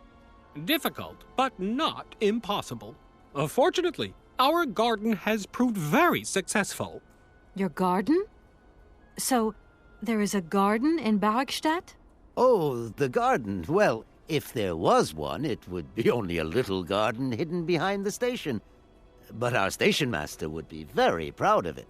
He would take very good care of it, too. Everything would grow marvelously if we were able to cultivate it at all, and it would be all down to his gardening prowess. And we would be proud as punch. And we wouldn't forget the role the paleontologist might play in this. What's the paleontologist got to do with it all? Without him and without his laboratory, how would we make the wine, do you think? And it would be good wine indeed, my dear colleagues, would it not?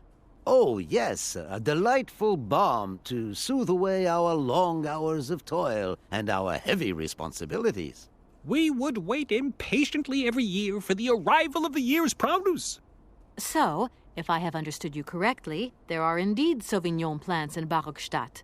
They are cultivated in a garden behind the station, then turned into wine by the paleontologist's loving care, and finally, the pleasure of tasting is yours. If I'm not very much mistaken, gentlemen, you have a minor racket operating here. Miss, you do go jumping to some hasty conclusions. We never said that. That's not what we said at all. We were talking in the conditional. You know, with ifs and woulds. So, what would happen if I had such a hunch? You would have to keep it to yourself, of course. Yes, if you would be so kind as to keep it a secret.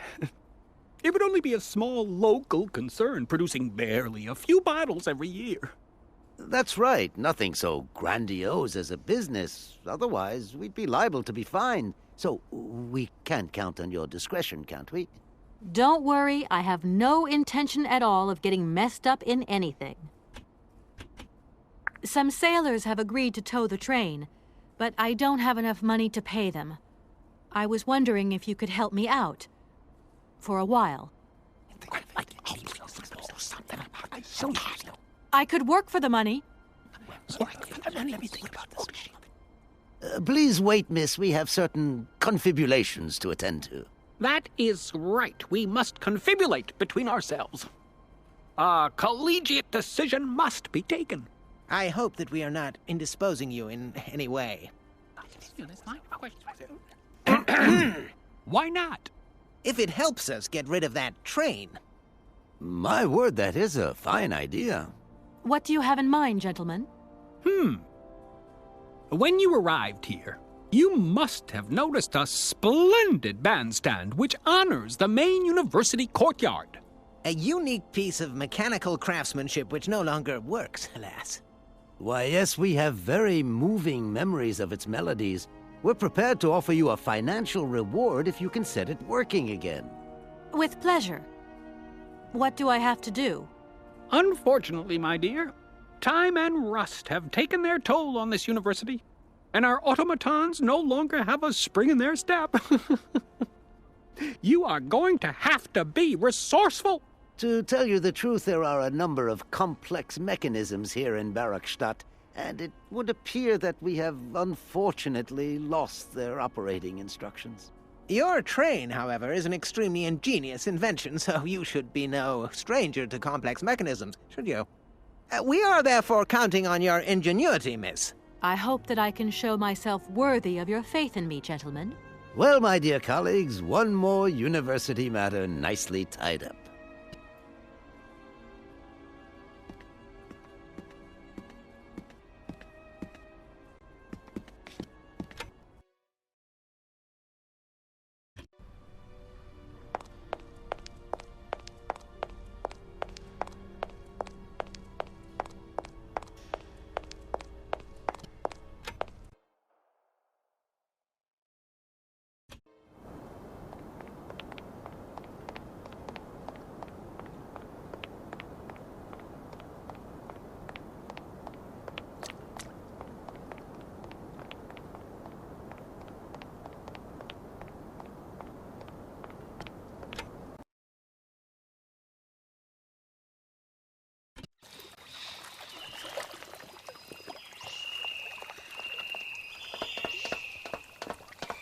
Excuse me, Station Master, but I need you again.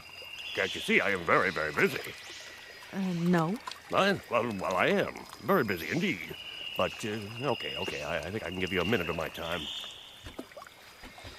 You have been playing with me, haven't you? You knew very well there were forest Sauvignon berries in the station garden. No, not at all. I've never seen your Sauvignon things. You don't have to lie to me. I know all about it. You and the rectors are in cahoots, and the professor's lab has been turned into a distillery. You've all got a nice little smuggling racket on the side. Smuggling racket? Hey, lady, you're going a bit far there. It's just a little on-the-side thing we got going, that's all. It's just for ourselves. Hey, honest. You should be ashamed of yourselves. Aren't you worried about the reputation of this fine university? The authorities should be informed of this. But we haven't done anything wrong. It's not a crime. Can you open the gate to the garden, please? Sure. No problemo. Right away, miss.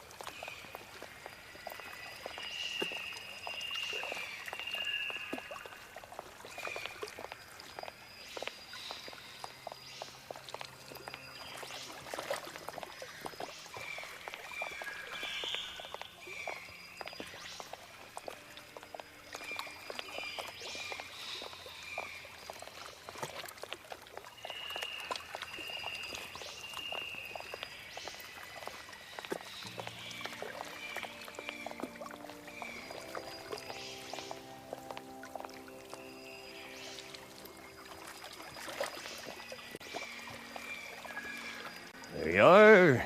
Please feel free to visit the garden at your leisure. And there was just one thing. I'm not a liar. Not really. Just mum's the word.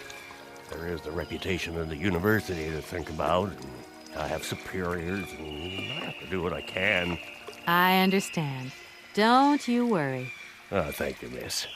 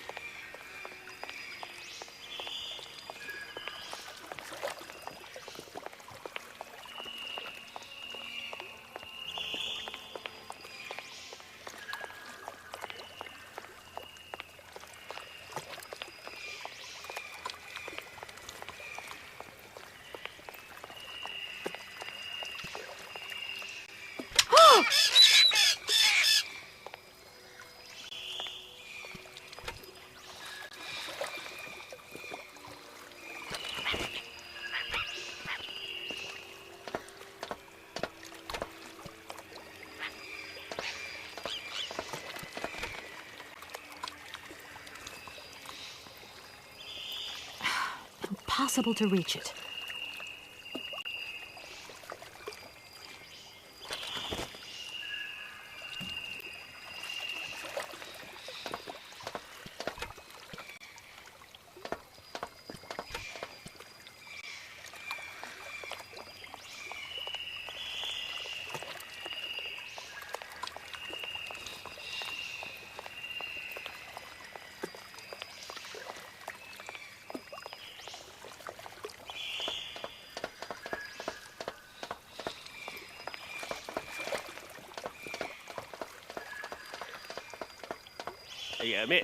Miss, please, excuse me.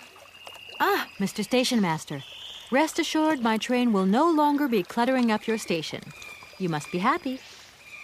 Oh, yes, very happy, of course. There was just one thing I wanted to... Yes? You know, I want to apologize for our little misunderstanding. I brought you a bottle of wine. Barrockstadt Sauvignon. Very good year. Let me know what you think. I'm very touched. Thank you. Good luck on your journey, lady. Thank you.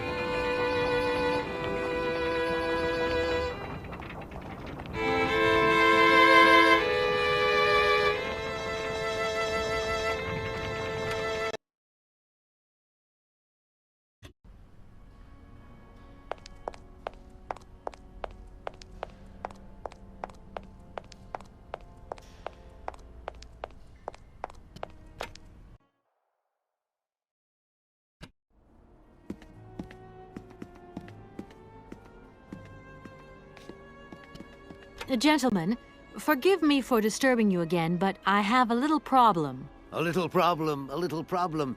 Everyone has little problems now, you know. They are kept to oneself, and they don't stop the world from turning. Nor trains from leaving stations. Gentlemen, I have managed to repair your university bandstand. The bandstand is playing again? This is marvelous news. We are really very grateful indeed. Yes, very grateful indeed. We will look back on your visit with much fondness in our hearts. And now let us in turn honor our word. How much is it you need, miss? $100, if it's not too much to ask. We agreed to grant you the aforementioned sum, miss. You may now leave with your train. And while we're on the subject, when will you be leaving? Yes, because now you should relocate your train as quickly as possible.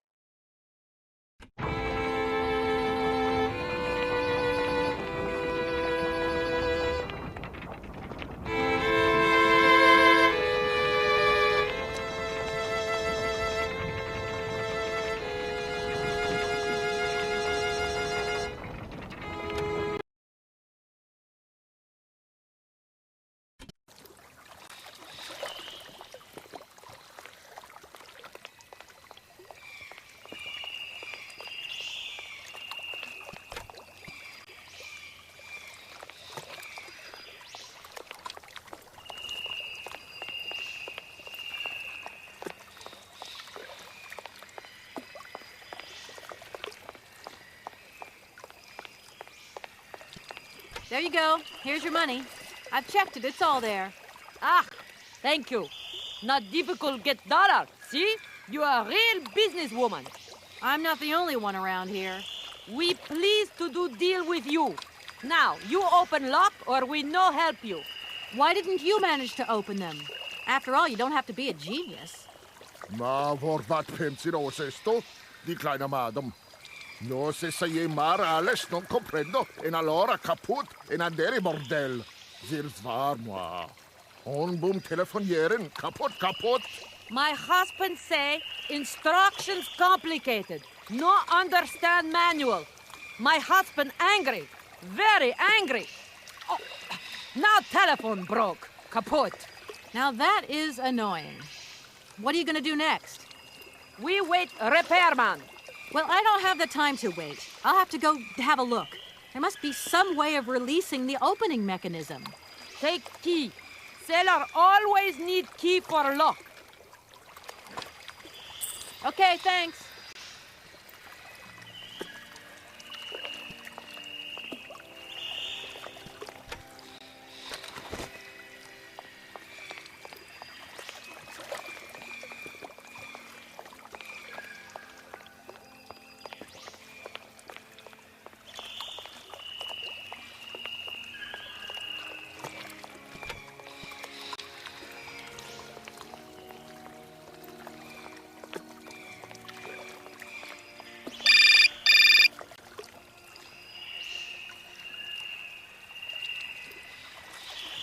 Hello?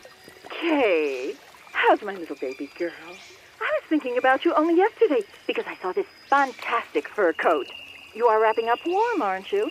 I mean, people in foreign countries never know how to dress properly for the weather. Mom, it's so sweet of you to worry, but I'm fine, really. The trip's a breeze, no worries. I mean, there's... Well, when are you coming back? Frank is dying to meet you. Frank?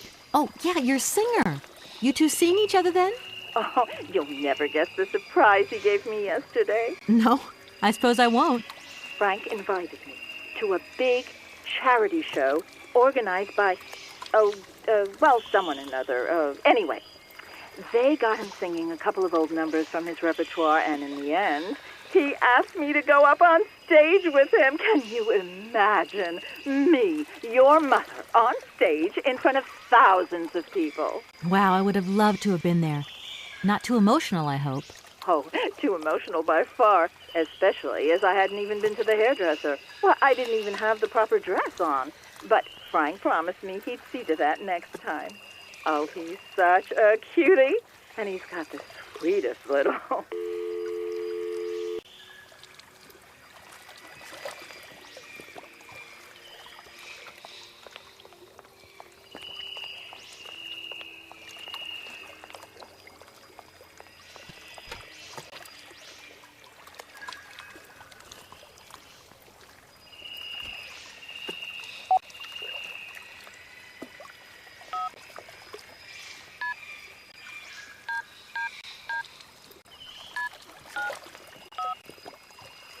Welcome to the East Lock Control Center. To start, press the number sign. If you are using the Haltenberg lock, press 1.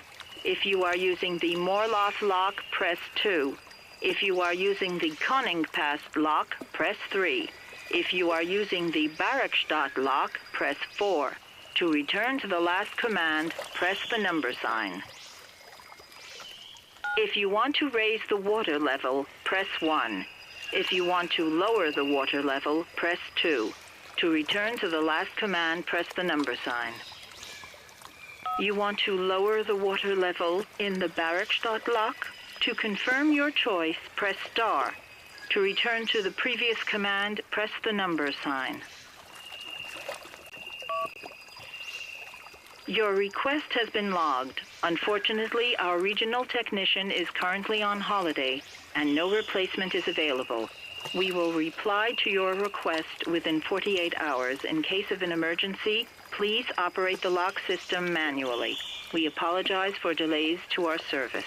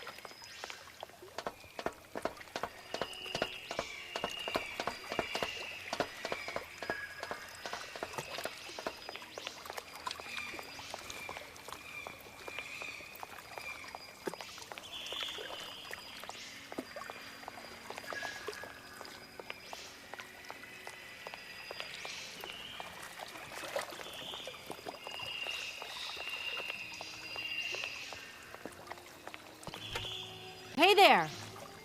On the boat! Da, barge on other side. You still need us? What do we do now to tie my train to the barge? Mademoiselle Takatak, Loka Koko Mitchen. What did your husband say? You attach chain to train and chain put train with barge. Hop! Catch it up.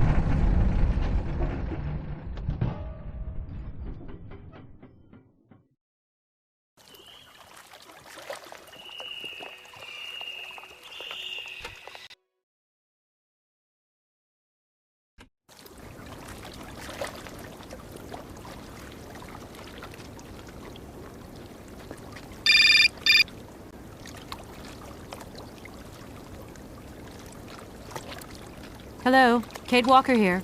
Miss Walker, this is Professor Ponce. I'm about to start my lecture on the Yukols at any moment. Please make haste to come. Okay, I'll give it my best. Excellent. We'll be in the main lecture hall. See you soon.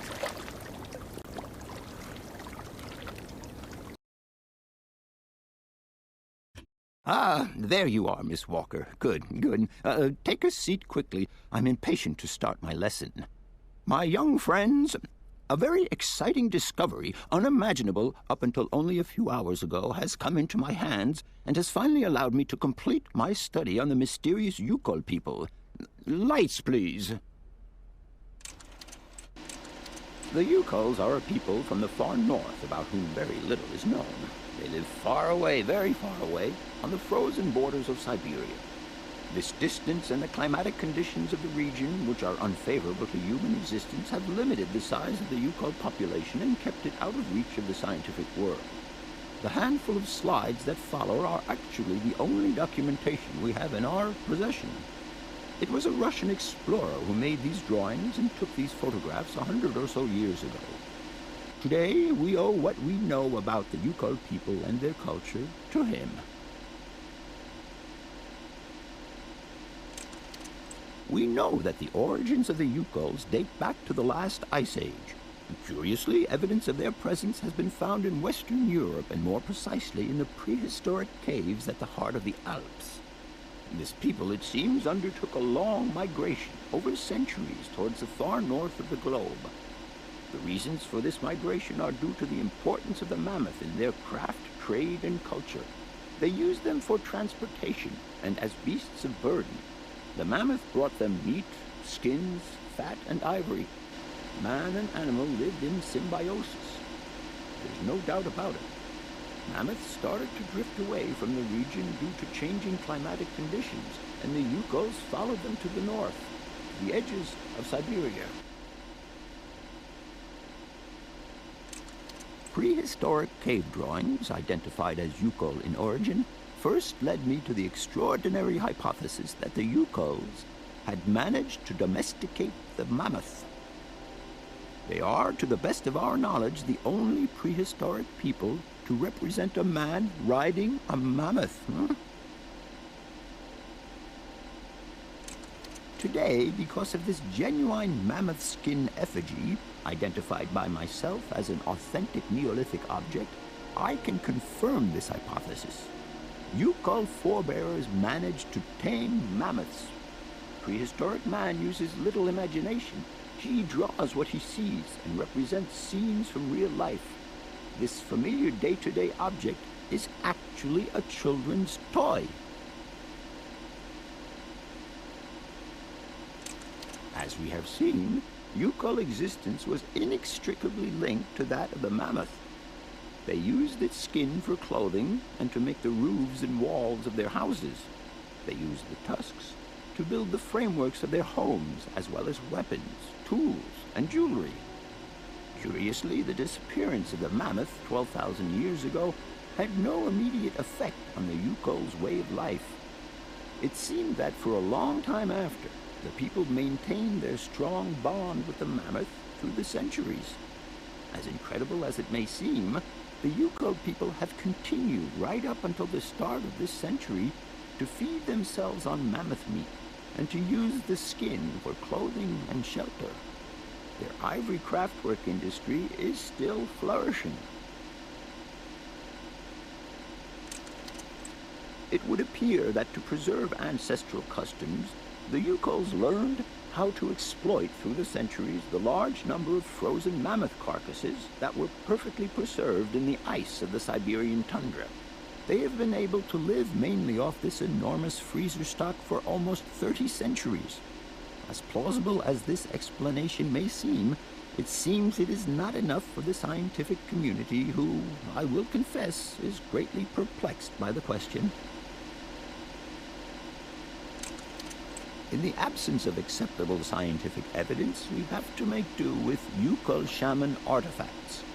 The research department that I have the honor to represent today lends no credence to the myths and legends that these tribal charlatans peddle. We have to take their stories at face value, mere tales to while away the long Siberian winter. The legend of the Siberian Ice Ark is a very good example, and you are invited to find out for yourselves from the pamphlet that I had passed around to you. This legend would have us believe that today, somewhere on a lost island to the north of Syberia, there are living mammoths still in existence, a sort of hangover from the Ice Age. This small herd has been miraculously preserved for more than 120 centuries by the Yukol's tender care, and the island on which the pachyderms are said to live is called Syberia. My friends, I advise you to resist the temptation you may have to believe in this pish and tish. The island of Syberia is not charted on any map, and the idea that mammoths have survived to the 21st century is an idle scientist's pipe dream. The Yukols were sadly among the first victims of the colonization of continental Syberia led by the Russians in the 20th century. The kolkhoz and sovkhoz systems, as well as the exploitation, disdain, and humiliation the people had to suffer, marked a definitive break in the Yukol's traditional lifestyle. Since the collapse of the communist regime, the Yukol population finds itself confronted with the same political and social upheavals that other Siberian communities are experiencing. There are two consequences to arise from this. Some Yukols have lost their tribal identity and have integrated into the Russian population. Others, however, have sought long and hard to re-establish links with their ancestral culture that was lost under the Soviet regime. Now, at the start of the 21st century, the last true surviving Yukols have gone to live on the vast territories of their ancestors. Nobody knows today where they live or how they survive. Their very existence would be a matter for speculation if they did not turn up periodically at the tundra's most isolated fur trading posts to exchange mammoth tusks for essential items. There ends my lecture for today. Thank you for being among us today, Miss Walker. Please make your way to the laboratory where you will find your mammoth doll. There are also photocopies of my lectures should you so require them.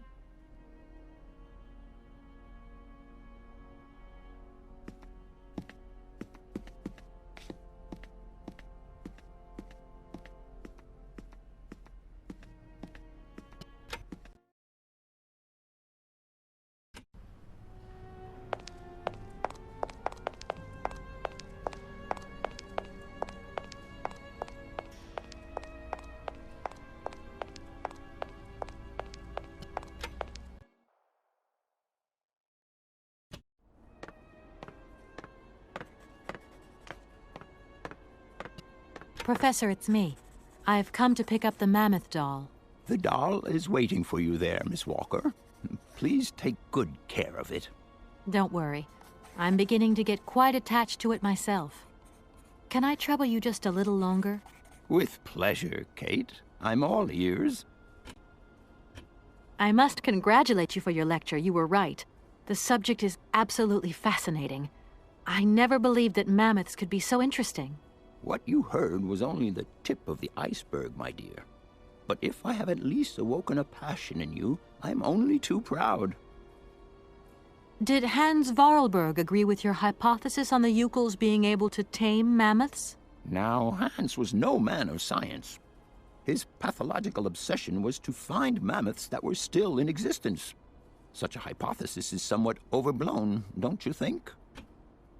I'll leave you in peace. I hope I haven't disturbed you too much. Sorry? No, not at all, my dear child.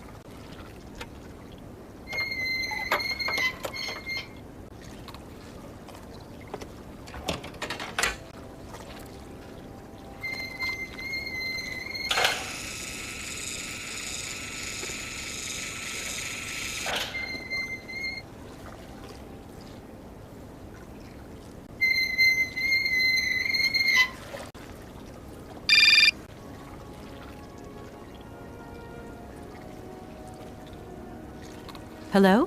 Where are you? Hi, Dan. I'm in Barrockstadt. Bollock, what? Is that a town? I hope the man you're looking for lives there. Are you coming home soon? From what I gather, it's one huge university with an extraordinary station, aviary. If you could only see it, there are trees and birds everywhere. It's so weird here. Sounds like a great place for a bit of sightseeing. So, are you coming back soon? I don't think so. In fact, the train I'm traveling on has some kind of a mechanical problem. We've been forced to stop here. Us? I thought you were alone. Who's with you? Oscar, the train engineer. You're messing around with mechanics now, are you? Don't be so stupid, Dan, please. Oscar is an automaton created by Mr. Voralberg, the man I'm looking for. And he's not any old robot. He's a sophisticated butler type, if you see what I mean. He's a bit obsessive as well. Kate, I don't know what they're feeding you in Europe, but don't you think it's time that you came home? But my mission still isn't finished. To hell with your mission. I don't know why you accepted it in the first place. If you just stuck to the middle of the road, then we wouldn't be in this mess. We? If there's any mess, it's me who's in it. And while I'm trying to come to grips with strange towns, you, my darling, are sitting at home on your butt. I seem to remember we had nothing against my departure. It was only going to be 2 or 3 days, Kate. Please, try to put yourself in my shoes. Your shoes. Not only do I have to fit myself into your diary, but I've got to get myself into your shoes as well? Is there anywhere else Sir would like me to put myself while we're on this subject? Look, I don't want to talk about it now. Call me back when you've calmed down. I was perfectly calm before I picked up your call. I only wanted a few words of encouragement, not your disdain. Was that too much to ask? You can be such a selfish... Takes one to know one, sweetheart.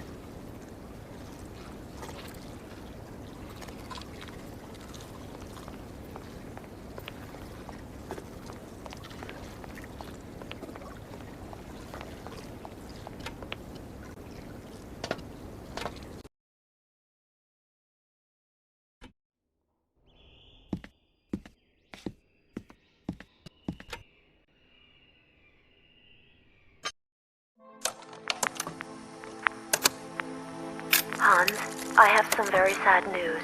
Our father is dead. He passed away peacefully last Sunday in his sleep. I feel so lonely now. Father had been but a shadow of himself since your departure. I had to take care of everything for him. Housework, factory paperwork, the workforce, clients, everything. And now, today, well, I really don't know who or what I'm fighting for. Times are so hard, and this terrible war is destroying everything. Nobody cares for our automatons anymore. I just think about you returning. And when you do return, I will have turned this factory into a palace worthy of your genius. Please take care of yourself. I love you so much, Anna.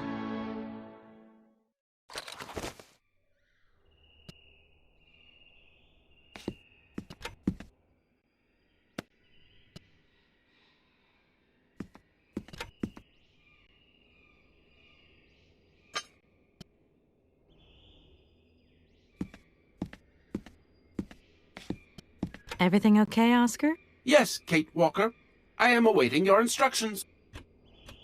Oscar, if you tell me one more time something's missing, I'll... Everything is ready. Take your seat, Kate Walker. We are leaving.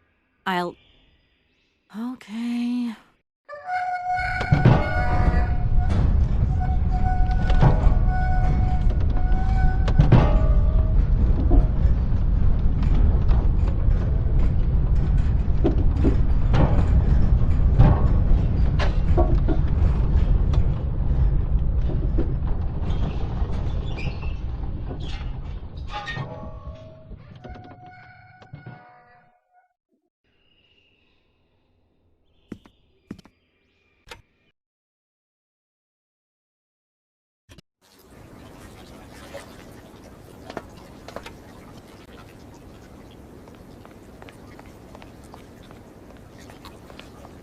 Oscar, can't you please forget about procedure just for once?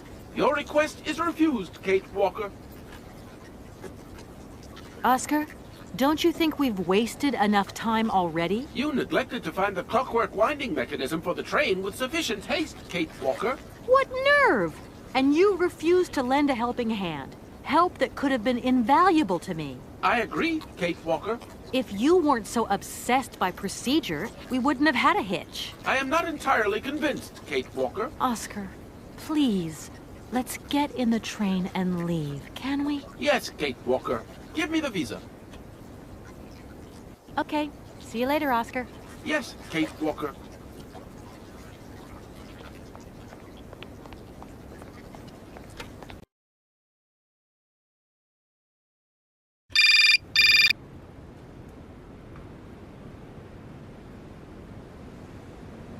Hello? Kate! Oh, is that you? What's going on? Well, I finally got the mechanical train wound, and I hope it's going to take me to Hans Voralberg. I had to sort things out with a couple of weirdo sailors, and they probably ripped me off. But now I'm blocked behind this massive wall. You should see it. It's huge. I'm not talking about that. I want to know what's going on with Dan. What do you mean? I bumped into him at Maggie's do, and he said you'd argued. That's a bit over the top. Things got a bit heated the last time we called, that's all. No need to go overboard. I don't mean to be Miss Melodramatic, but he didn't seem in such great shape. He had his down-in-the-dumps head on. Like Dan has a down-in-the-dumps head. Well, yeah, when that shock of hair flops over his forehead and his eyes mist up and his eyebrows kind of creased together. I'd never noticed. Maybe I did go a bit too far, but he's got such a goody-two-shoes image of me that sometimes I just lose it. And this case is taking up a lot of headspace. I was just looking for a bit of compassion. Well, you sure got mine. So, what's going down? Like I said before, I'm kind of getting somewhere, but it's slow. This Hans Voralberg guy is getting more and more fascinating by the day. Okay, well, anyway, it doesn't sound like you're bored. Not like back here in the office. Every day is boredom day. It's just no fun without you. When are you coming back? Shouldn't be long, I hope. Look, I've got to go. See you soon. Well, call us again real soon.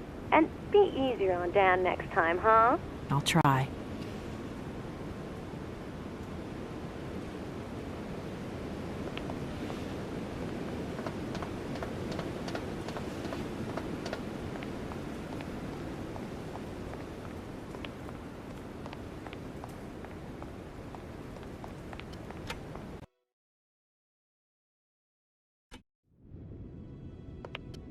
Good day to you, sir. Captain Malatesta, Commander-in-Chief of the Barrockstadt border post, at your service, madam. My name is Kate Walker. I've been assigned by my company to find a man who is supposed to be living in Syberia. What a peculiar mission. Taking so many risks for such a futile goal. Captain, to my mind, the military zeal with which you insist on guarding this meaningless wall strikes me as equally futile. I should be offended by your words, miss, but I forgive you, because you are young and unaware of the very real dangers lurking in store for us. I need a visa to cross the wall and to continue my journey to the east. They told me that you are the only person in a position to issue such a visa. Indeed. This responsibility is part of my duties. However, I am not currently issuing visas because nobody must venture beyond the wall. And why not? It's far too dangerous, in particular for a lady of your standing who is traveling unescorted. Dangerous? What exactly do you mean, Captain? The enemy, miss. The enemy. I've been observing them for several years through my telescope. There's one particular horseman stationed yonder. He's a scout from the invading enemy army, and he's been spying on us. So I have to be extremely vigilant. He knows that I know he's there, you understand? And as long as I keep my eye on him, he won't dare try anything. Are you sure? Please, take a look for yourself. Is the person who takes care of the gate anywhere around? There is no person who takes care of the gate. Believe you me, ma'am. I have been the one and only guardian of this gate since 1968. That year, I took over the position from the late Lieutenant Colonel Malatesta, my own father. In that case, can you tell me how the mechanism works? It sure looks complicated to me. Not at all. It is child's play for anyone who takes the time to work out its surprisingly straightforward logic. And from the looks of your locomotive, it shouldn't pose you any problems. Why do you say that? When I caught sight of your formidable locomotive, I immediately said, heavens, Only Hans Voralberg could design such an engine. And I know what I'm talking about, ma'am, because he invented the gate's original mechanism. It was his last creation here in Barrockstadt. So you know Hans Voralberg? No, I mean, not personally. I was only a baby when he stayed in Barrockstadt. My father spoke often of him, and I knew about his inventions. He left very many things behind him. I know. In any case, I noticed that his fantastic knack for inventing has not deteriorated with age. How's he doing? I don't know. In fact, I don't actually know him. I'm searching for him. An inheritance matter. I hope his train is going to lead me to him. And why not? His inventions are always full of surprises. Between the station aviary and this bleak wall, the change in atmosphere is radical, don't you think? It's been a long time since I've been at liberty to judge, miss. My duties forbid me from abandoning my post. Don't mind me if I retire, Captain. Please, madam. My respects.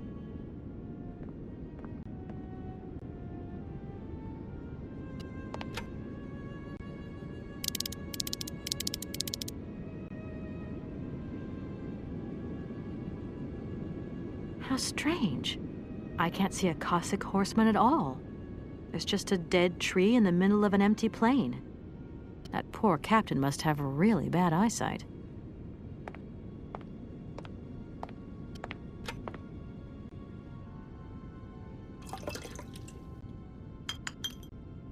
Colonel, sir. Captain, miss. But you have the air of a great officer. You flatter me, miss. Unfortunately, I'm afraid that we frontier soldiers are often forgotten by the military administration. There's no justice. I sympathize with you, Captain. Let us forget our worries for a moment and have a little drink together in the name of friendship. It would be my pleasure, miss, but the regulations strictly forbid it. Come on. A little glass of wine never hurt anybody, and nobody need know. Wine, miss? You are putting me in a very delicate situation. Don't deny yourself, Captain. Just a little glass. I assure you, it is excellent. Well, perhaps just a drop.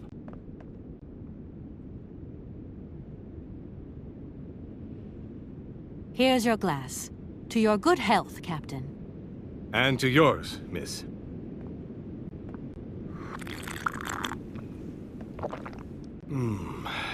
It's been a long time since I've drunk wine in such pleasant company. I admit, it is excellent. Isn't it? You wouldn't think it came from Barrockstadt.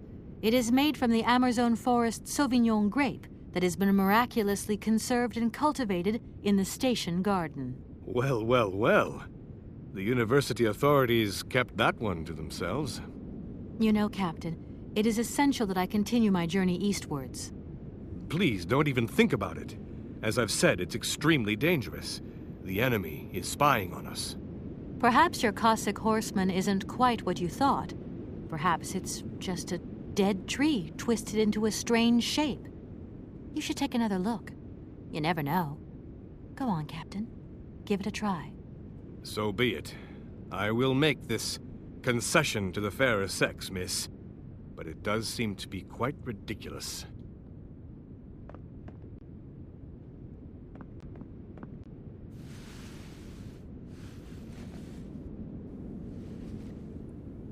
Incredible. How is this possible?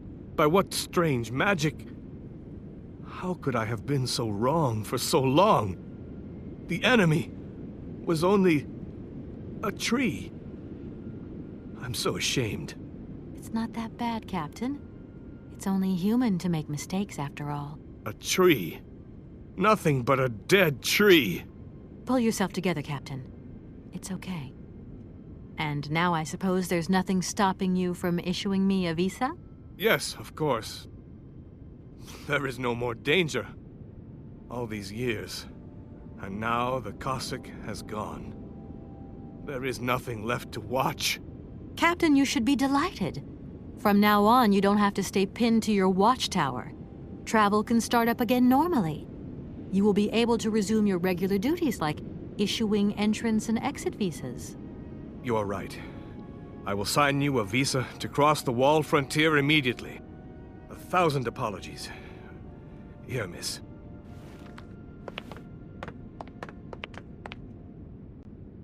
Thank you, Captain. And keep your eyes open.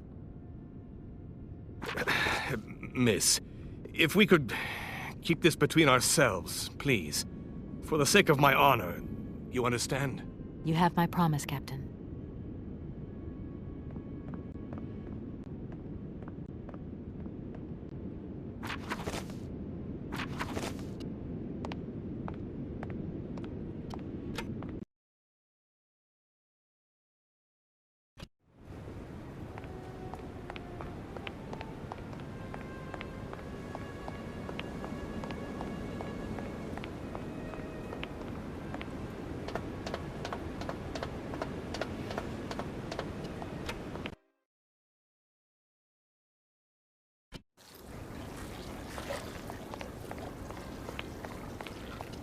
Here is the visa. I hope it's regulation, my dear Oscar. It is regulation. Here is your ticket.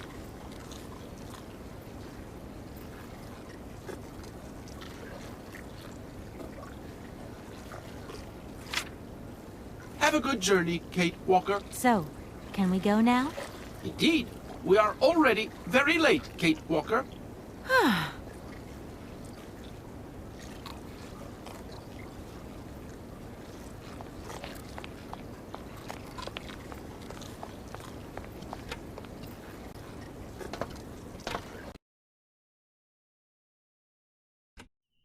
Here you go, Oscar. Now, please return to your seat, Kate Walker. Yes, Oscar. Immediately, Oscar.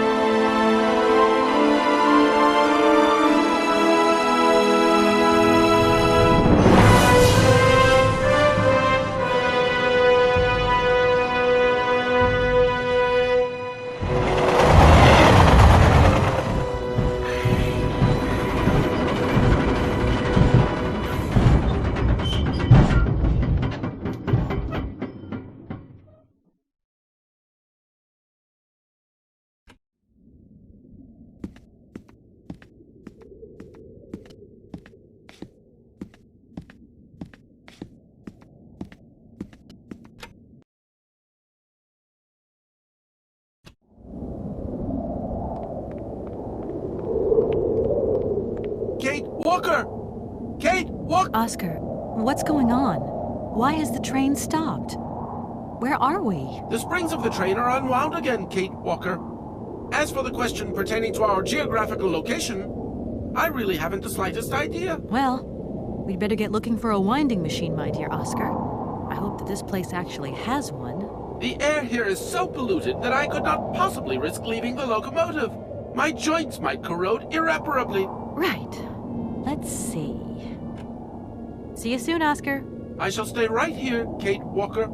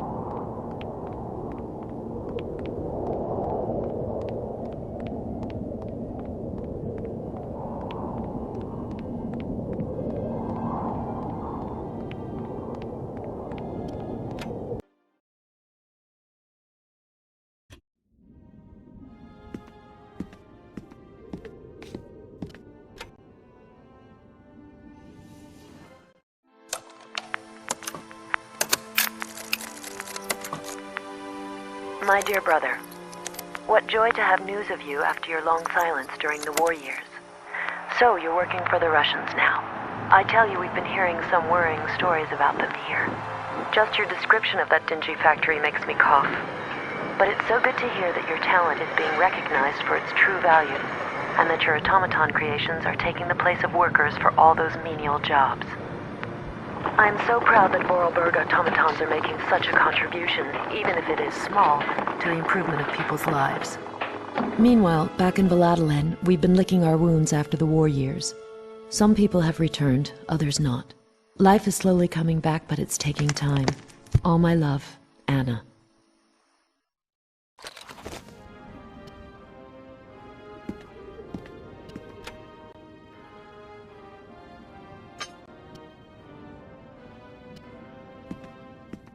My God, Oscar! Oscar, talk to me!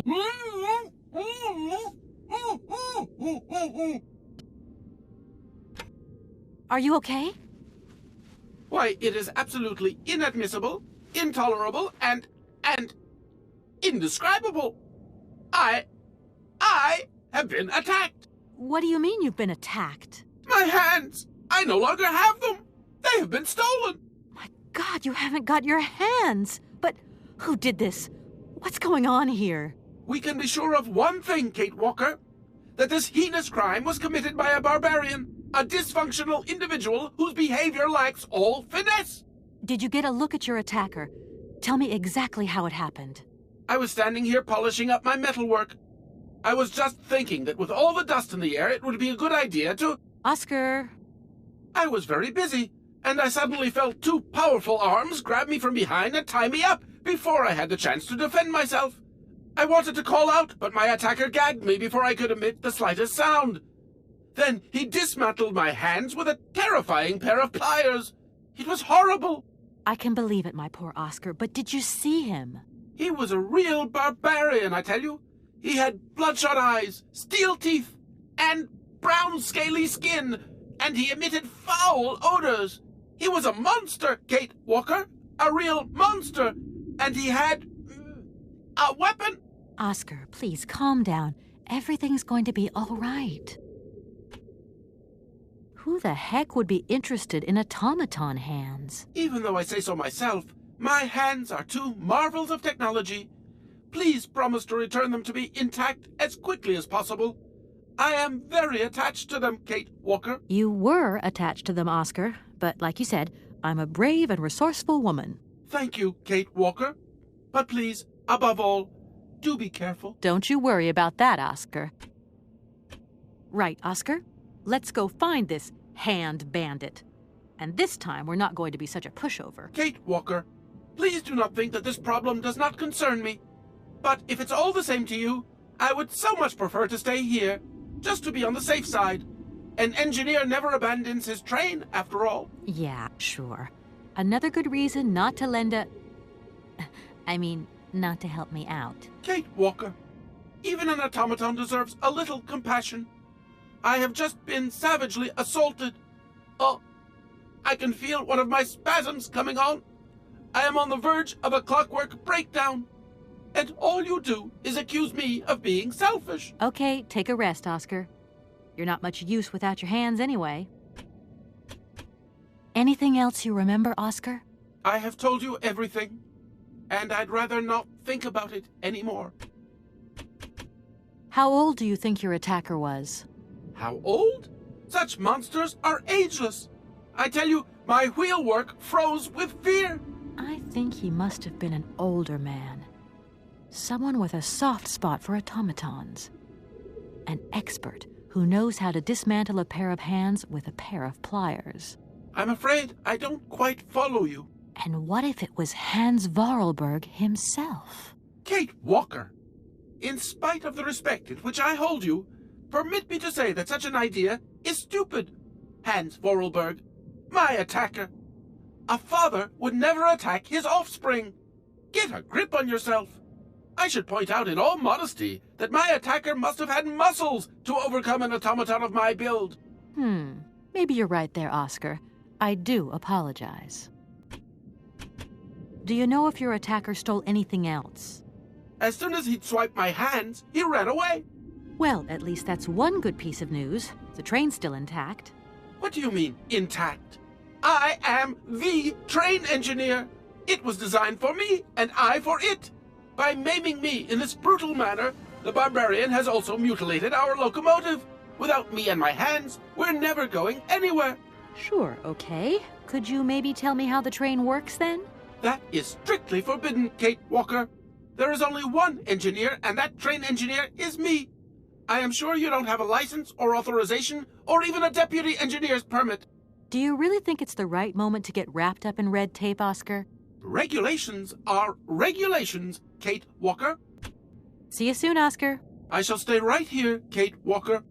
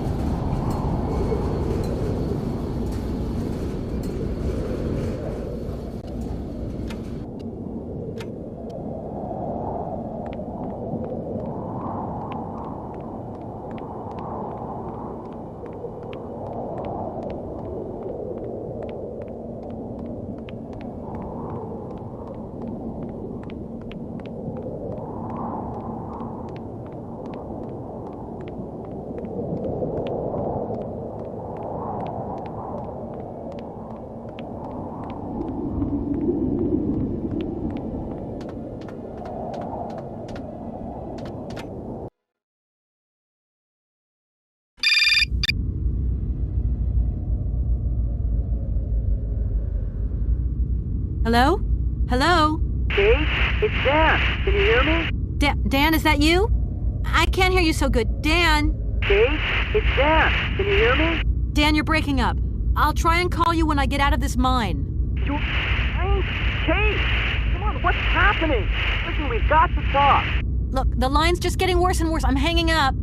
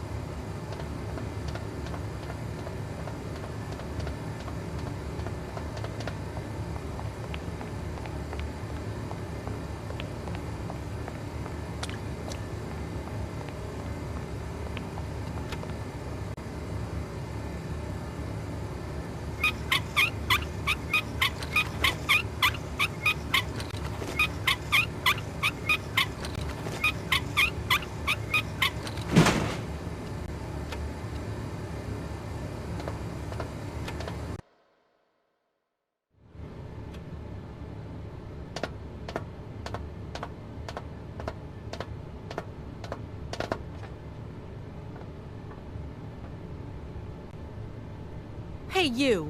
Who are you? Careful, I'm warning you. I'm not afraid of you, okay? What do you want?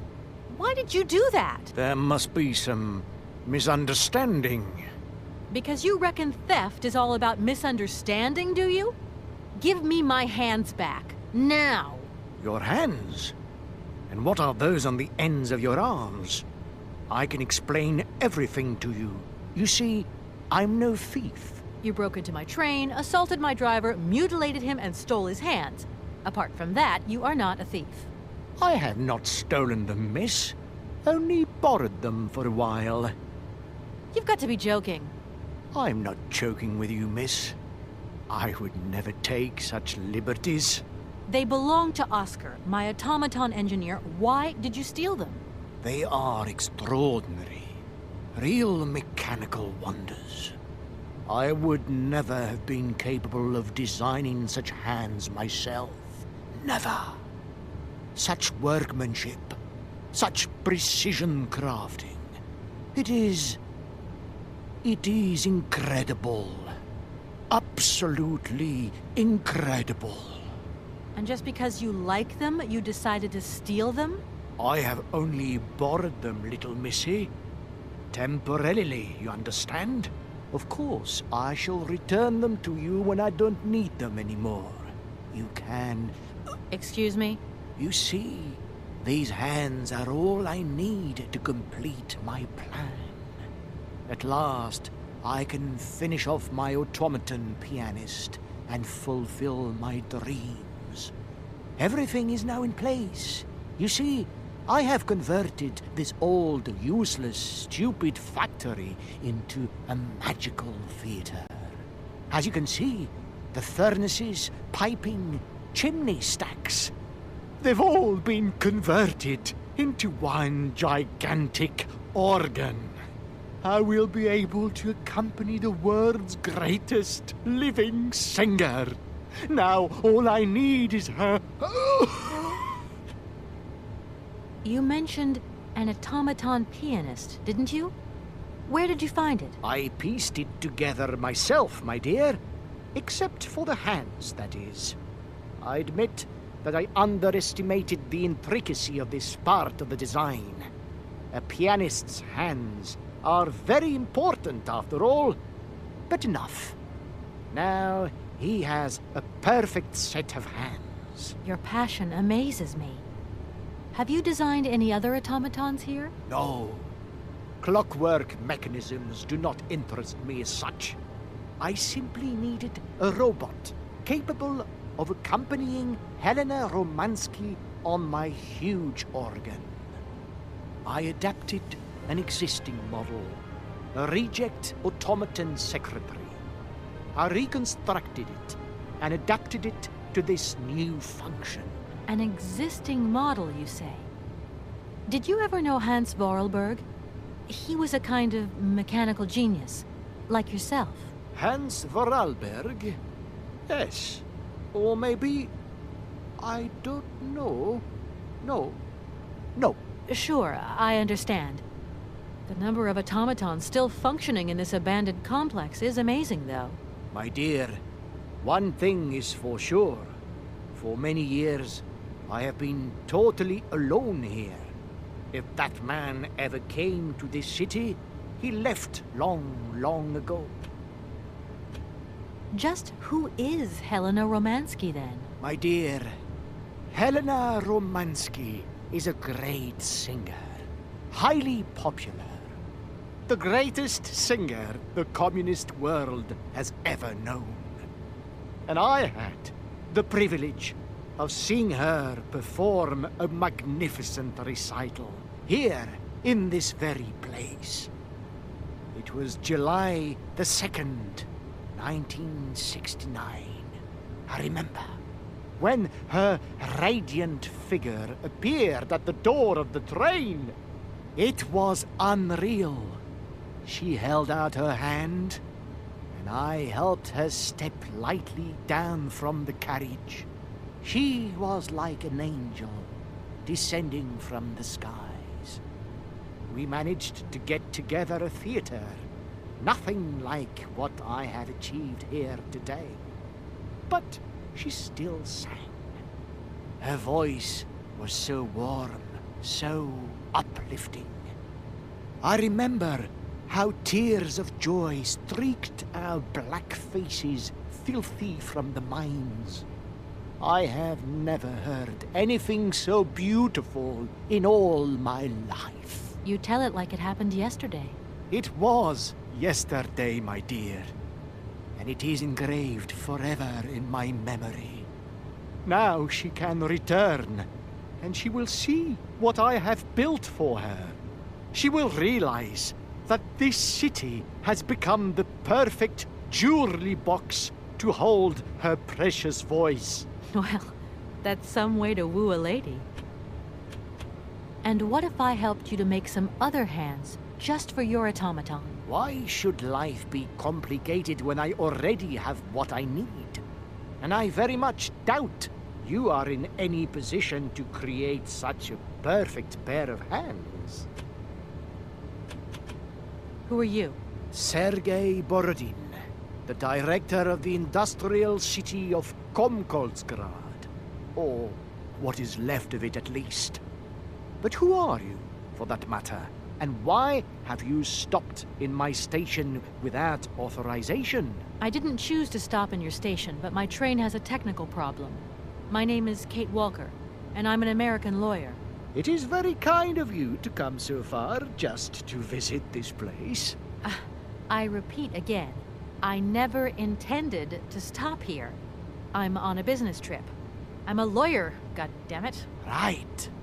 And what brings you here? Like I said, a stupid mechanical hitch. I'm sorry, I can't make heads or tails out of your story at all. Without my engineer's hands, I'm stuck here, you see? Everything I have designed, all that I have invented, everything is for her. Do you realize? Her. Oh, to hear her sing one more time, here in my factory! But who is she? Who are you talking about? Helena. The one and only Helena Romansky. Her voice is so pure, like an angel. One day she came here, to Komkolzgrad. She sang here, you know, when our industrial city was in its heyday. Oh, so long ago now. It was almost unreal. It was magical. I remember it like it was yesterday. Then, later, a long time later, she saved my soul. She saved my life and gave it meaning.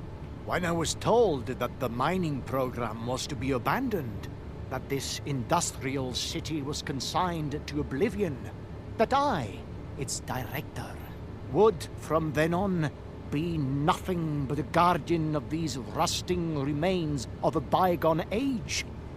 That is when I first formed my plan, to bring Helena Romansky back to this factory. But this time, she would sing for me, and me alone. And is she okay about this? Sure, sure. Once she finds out that I have done all this for her, when she realizes how I converted this vast network of pipes and tubes to create one of the most impressive organs ever made. Then, you know, this was no small achievement, miss. Once molten iron flowed through here. Now there wafts only beautiful melodies. But then I realized I had to make an automaton pianist. I began to despair that I would never create hands that were intricate enough. But then you arrived. So lucky, don't you think? Yeah, that must have been a happy coincidence for someone around here. So, when will this Madame Romansky come back? When do I get my hands back? I don't know. Maybe someone should look for her. Tell her. Hey, why don't you go? The quicker you bring her back, the sooner you can carry on your business trip. Now, isn't that a good idea? And you promise that once Helena has sung, you will give me back my automaton's hands? I promise, my dear. You have my solemn word. Well, I guess I'm going to have to believe you. Where should I go hunting for this singer, then? I have no idea. But for a woman of the world like yourself, finding her should pose no obstacle. Helena Romansky was a world celebrity, you know. I have collected many objects, souvenirs of her that I keep in a room. A shrine to her glory. It's like her own personal museum in a way. You should take a look.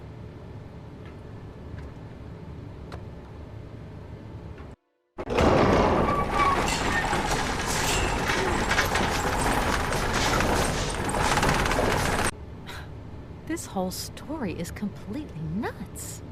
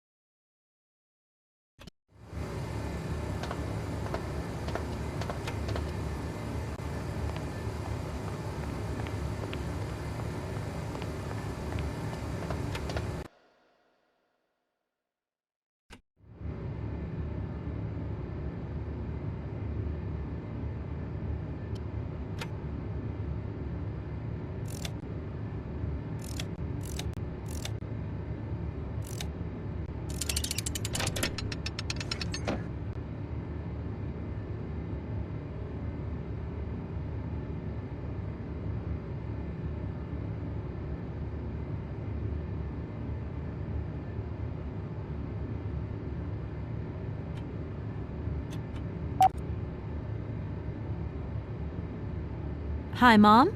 Kate! What? Have you seen the time? Why are you phoning me in the middle of the night? Sorry, Mom. I forgot about the time zones. Did I wake you? Well, of course you woke me up. I was sleeping deeply, too. I simply got to get my beauty sleep. I've got an absolutely crazy day tomorrow.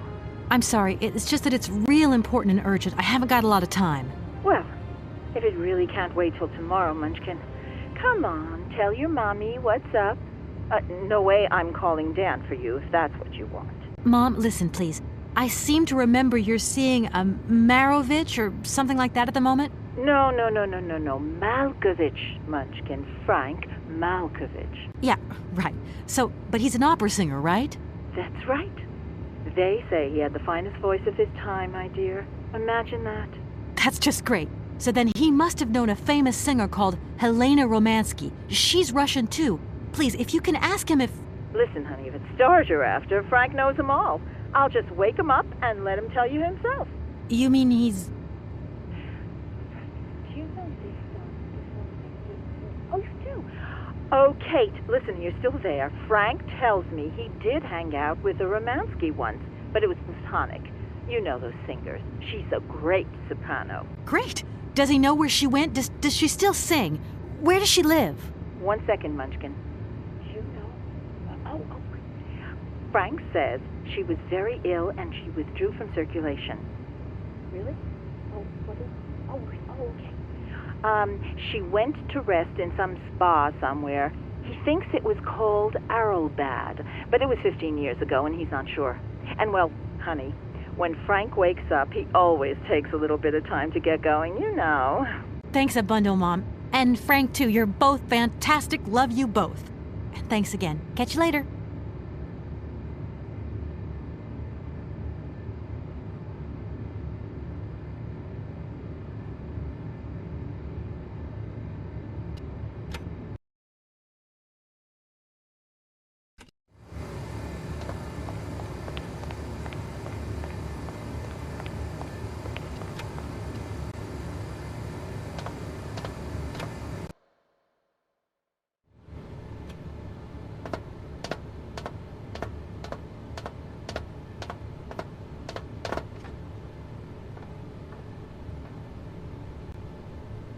Director? Ah, it is you, Miss Walker. Director, I think I know where Helena Romansky is. My God, you have found Helena? That is fantastic. From my research, Helena Romansky is living in Aralbad. Aralbad? Helena Romansky is in Aralbad. You know the town, then? You know where it is? Of course. It was a famous spa resort. In its heyday, Aralbad welcomed all the big wigs of the regime. To be granted a stay there was a real honor. Today, the honor has gone, along with all the generals and colonels, all washed away with the sea. It sounds like a good place if you need to take it easy or convalesce.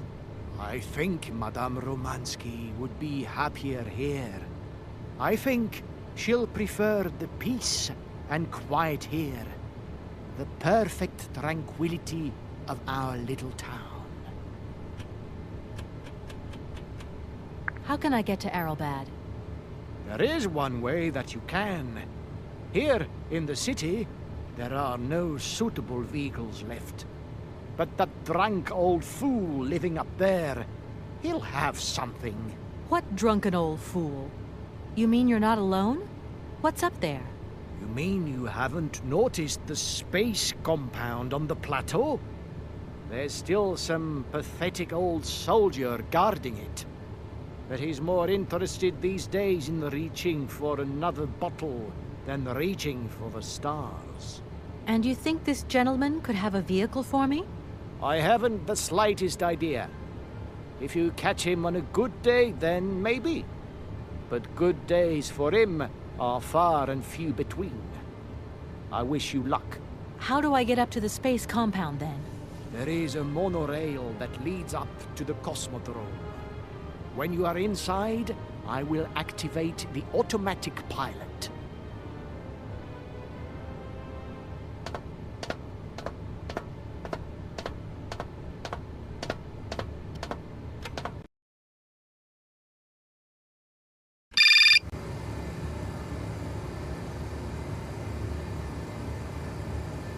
Yes? Kate, can you hear me this time? Yes, I can hear you just perfectly, Dan, but I can't talk to you now. I'm in a real hurry. I wanted to say sorry. I know I wasn't very understanding last night. I've been feeling a bit bad about it. Okay, you're a real sweetheart, but I've got to leave you now. I'm not angry with you, so don't worry. I've just got to catch up to someone, and quick. But Kate, this is really important. I'll call you back, Dan. I'm sorry.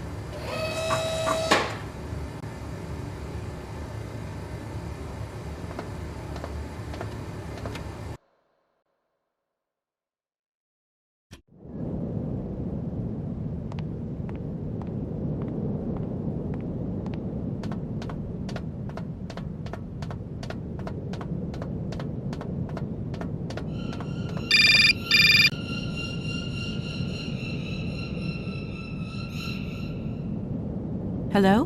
Kate! Oh, that you? How are you? Olivia, great, just the right person. Look, have you heard of Helena Romansky? No. Is she some Russian fashion designer? No, she's a singer. I'm going to be meeting her soon. I've just got to find a way of reaching Aralbad. Can you imagine how lucky I am? Not really. Well, what relation's this singer got with the toy case? You sure you know what you're up to, Kate? You sound really different, like you're changing or something. Look, it's like this. If I'm going to get to the end of my journey, I've got to link up this singer and the director of the Komkolzgrad Industrial City.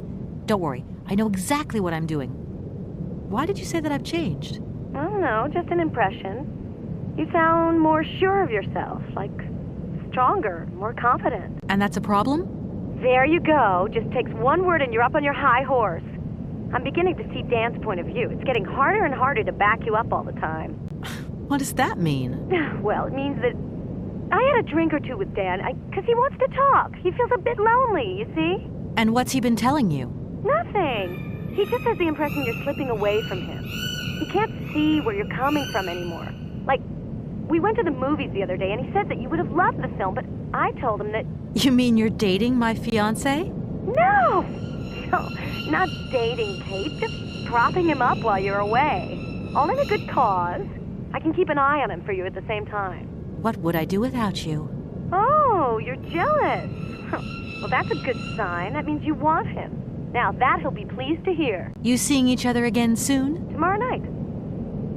he invited me to dinner at the Goldbergs. You don't mind, do you, Kate? No worries. Look, I've got to go, Olivia. Take care.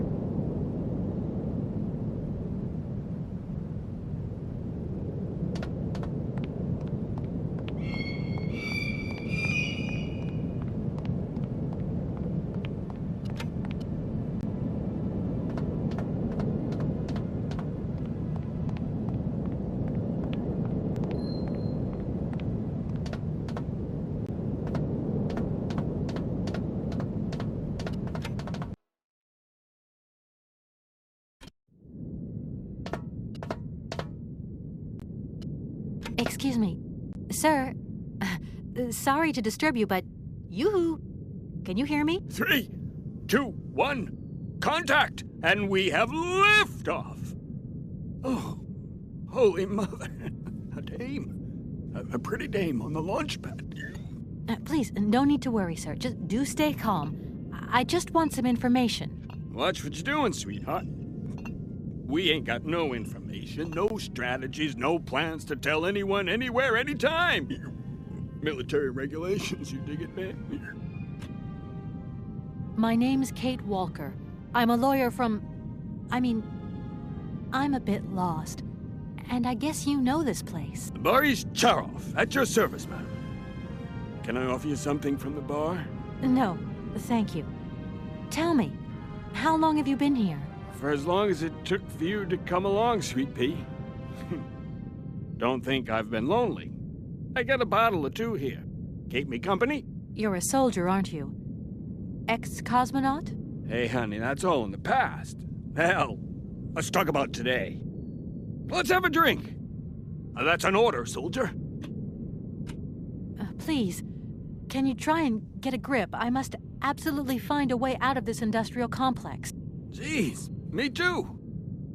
I've really got to get out of this dump, but not before I've had a little drink. Here, get your pretty little lips around this. Vodka. Tell me what you think. Do you have a vehicle to lend me? I think I'd even test one of your rockets right now if I had to. Toast my rockets? Hey, pretty dame, I'll drink to that. Now, just a minute, we gotta need a special bottle for this special occasion. Something to blow you away. 3, 2, 1, contact, and we have liftoff! Okay, that's enough. What was that? Did you say something? Are our female comrades revolting, or what? Oh, trouble on its way. Bottoms up! Power to the babushkas! I heard that maybe you could lend me a vehicle or something? A vehicle? All our vehicles were picked up and shipped out to the borders years ago. General's orders. I say, let us raise our glass to this finest soldier this country's ever known, little lady. I don't mean to offend you, but I'm not in the mood for a drink right now. And you'll live to regret it to your dying days, sweetheart. To your health, while you have it. Does the name Hans Voralberg mean anything to you? Berg. Of course I know that name. But sorry, it's been a long time since I've seen something like that around here. Voralberg. He's a person. I'm looking for him, and I think he might have come by here a few years ago. Well, in that case, let us raise our glasses to this brave man and his very good health. I came here by train, but I've got this mechanical problem. I had to leave the train down in the industrial zone. The director down there told me you were here. Ah, Borodine, that dumb traitor. I tell you, he's gone over to the enemy, over to the dark side. It's terrifying, the darkness. Eating out his brain. The jerk. That's maybe going a bit far. He is a little eccentric, I'll grant you that. But when you live on your own, cut off from the world for so long... His brain's gone AWOL, I tell you. There's no darkness in my brain. I've got a cure. See? My secret antidote. Go on, have some. It'll stop you getting a cold. I don't think I'm in a high-risk category, but thanks anyway. So many birds nesting around here. What attracts them all here like that? Dumb birds. But at least a bird don't get bored, does it? See? They can fly. Them birds, geez, they can fly. Sounds like you're jealous of them. Well, maybe you're just right there. 'Cause sometimes I like to let Soyuz loose and watch them circle for hours on ends. The birds, they crap themselves when they see him coming. Don't stop him coming back, though. Soyuz? Soyuz, ma'am. A silver angel. A savior who cleans our Cosmodrome of them dirty rats with dirty wings. I need to get to Aralbad, and quick. You go ahead, soldier. I'll stay here and keep you covered. I got the supplies here. Gotta keep an eye on them. Tricky job, too, you know. All these bottles. I was going to... Forget it, it doesn't matter. He's too drunk to help anyone anyway. I am not drunk. I have drunk. A little.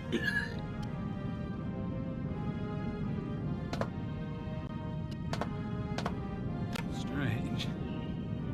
Sure, I left a bottle or two around here. I gotta get some air. Wall's getting pretty tight. We'll think about that blast off later. Are you okay, Colonel? Are you sure you're all right?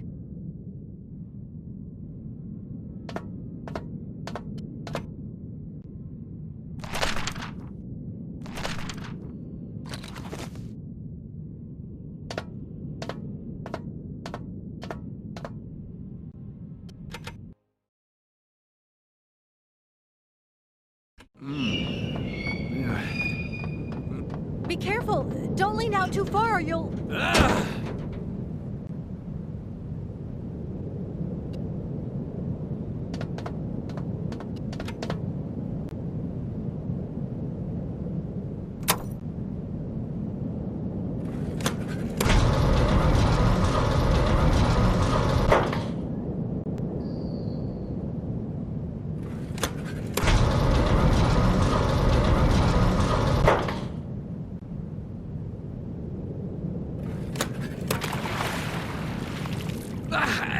What's happening? That's water you got there. Stop it!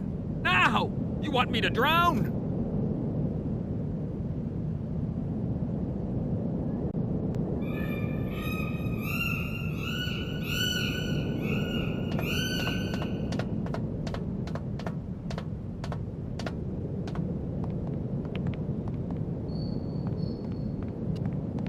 Calm down, it's all right. Just a little wake-up call, that's all. You must have had quite a bit to drink. Gee, you're right there. Not the first time, either. Probably won't be the last. Man, my head. Please, could you whisper? Please, do excuse me. But it was the only way I could think of to bring you back to your senses. A little extreme, maybe. But I get the impression you're a lady who likes to see results. Sir? Sir? My head. Oh, my poor head. I need some quiet. Please, can I have some quiet? Does Aralbad mean anything to you? Aralbad. It's been a long time since I heard that name. It's a spa resort, ma'am. Top brass of the regime would go there. As well as convalescing soldiers, tired politicians, profiteers and racketers, the whole caboodle. They'd go live it up, all expenses paid. One privilege I never got. Just 2 steps away from becoming the nation's hero, and no free holiday for me. And where exactly is this place? Further east. We never had to know where exactly. The airship was programmed to take vacationers there. From here. Thank you so much for helping me. I'm sorry to have woken you up like that. It's been great talking to you, ma'am. I think I'll take 40 wings right now.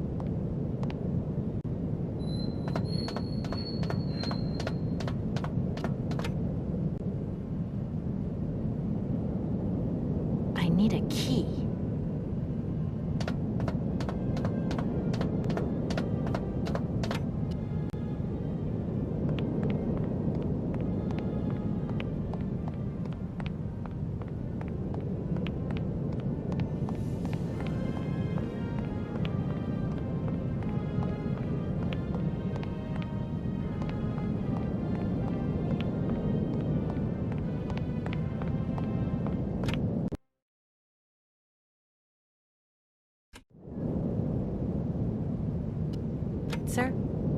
Sir? My head. Oh, my poor head. I need some quiet. Please, can I have some quiet? Do you think the airship still works? No idea.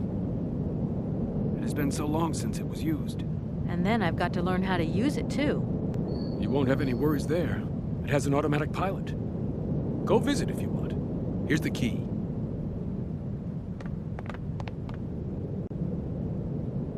Thanks.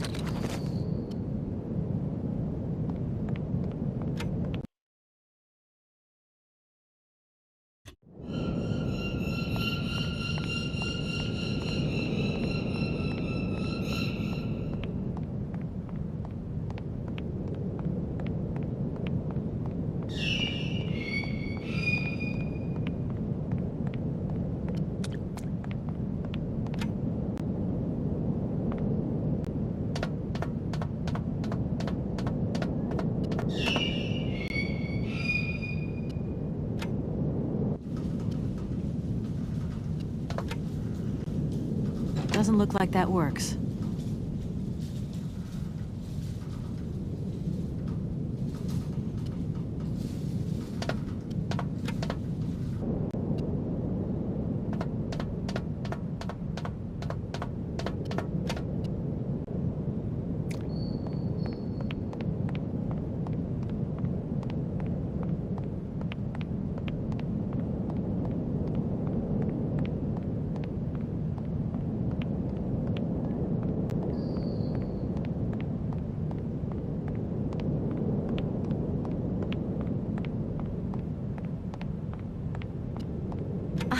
There you are.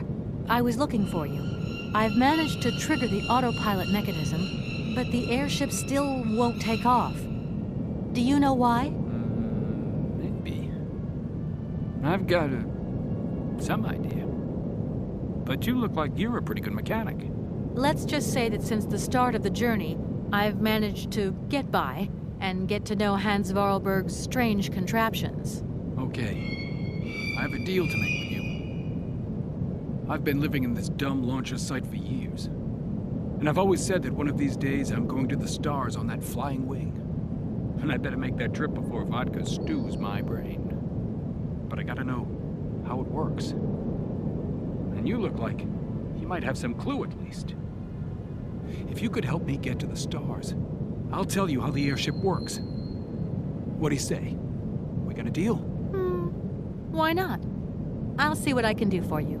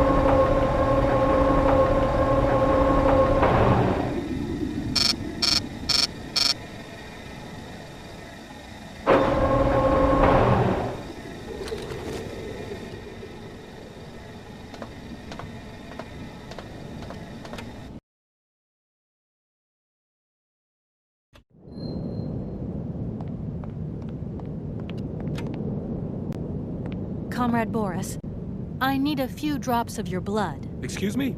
To get the centrifuge going, we'll need to analyze the pilot's blood.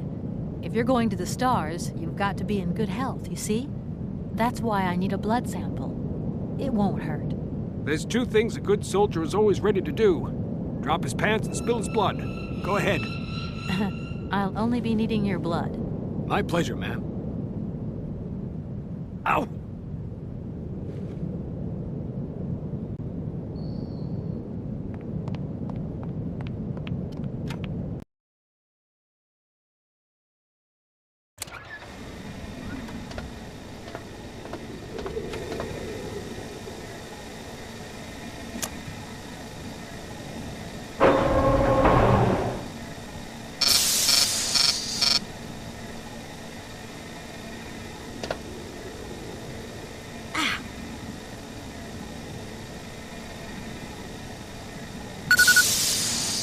Okay, I think I've figured out how it works. Get settled in and let's go.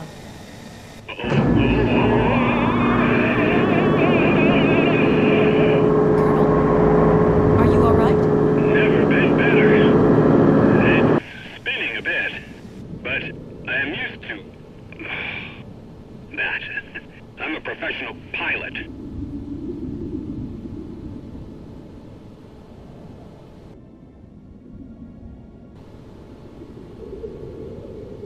Miss Walker! Come in, Miss Walker. Are you receiving me? Clear as smog. Can you speak up? I'm ready. Press the launch button. Okay, here we go. Good luck.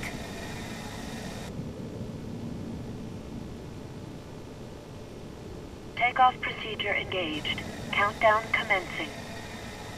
Colonel, you've forgotten to tell me the secret of the airship. What do I have to do? The airship will need to be right up.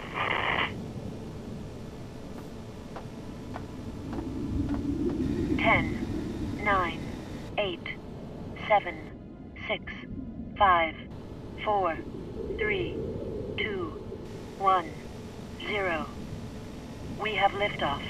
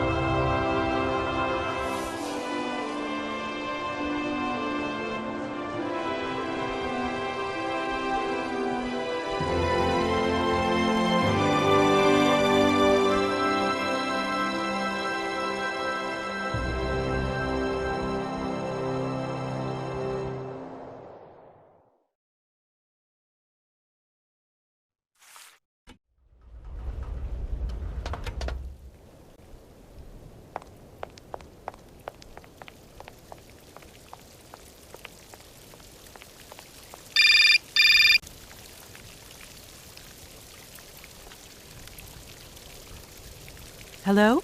What do you think you're doing, Kate? I wanted updates. I wanted results. Certainly, Mr. Marson. We all do. Down on the ground, we're doing all we can, but there's no new developments. Kate, I don't think you understand the urgency of this situation. Universal Toys are on my back and digging in. I can't hold them off much longer. You're putting the firm in a very tricky situation. I am very sorry, but a slight mishap or two has meant that I've had to modify my mission temporarily. Miss Walker, you're walking on a minefield here. I don't have to underline that this affair is Class A priority numero uno. Hot! I am only too aware of that, Mr. Marson, and believe me, I am doing all I possibly can. But this mission is really no piece of cake. You can have all the cake you want and eat it too when you get home. Next time I call you, I want something concrete, something solid. I want results. You understand? Results! Yes, Mr. Marson.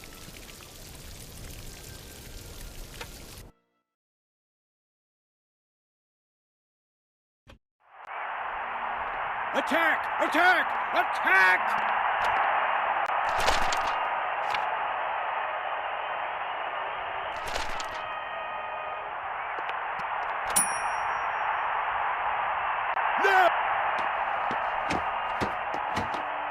Good morning, sir.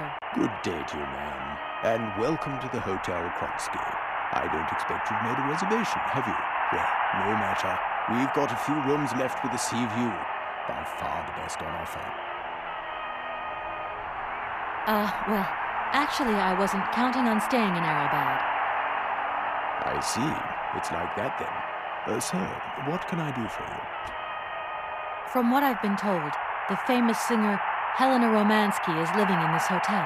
And? If you could possibly tell her I'm here, I must speak with her. It's urgent. Are you a member of the family? What is your relationship to that lady? None. I don't even know her. But please, can you inform her that I must see her? Did you not hear me right?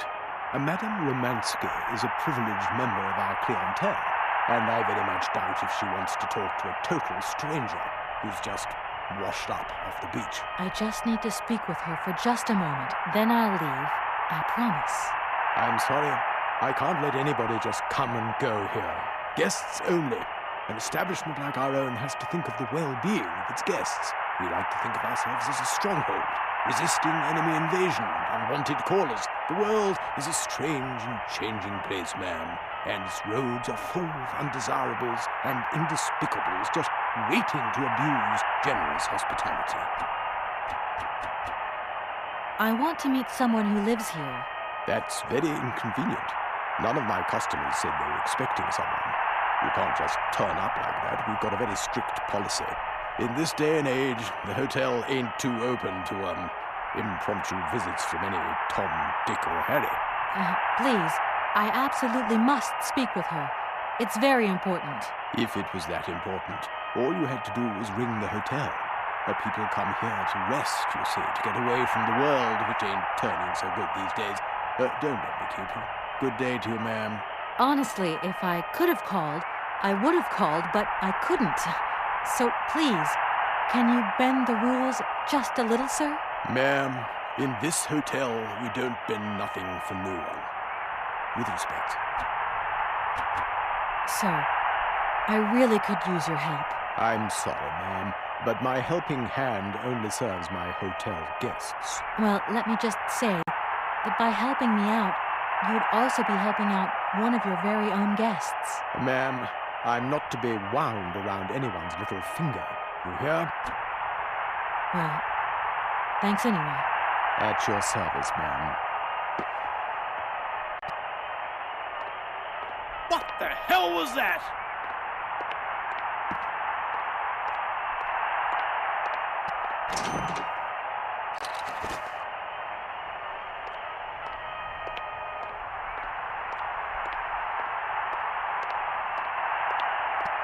Attack!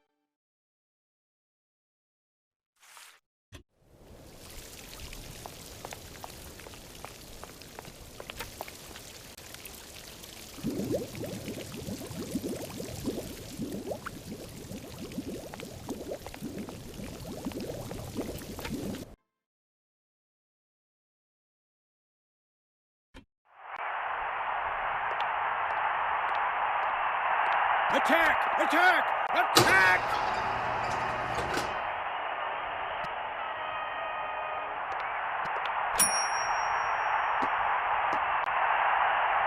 Sir? You again? You're beginning to really overstep the mark. I warn you, one more and I'm going to... But what the hell's going on over there? Why is it me gets hell to pay when there's already too much work to do?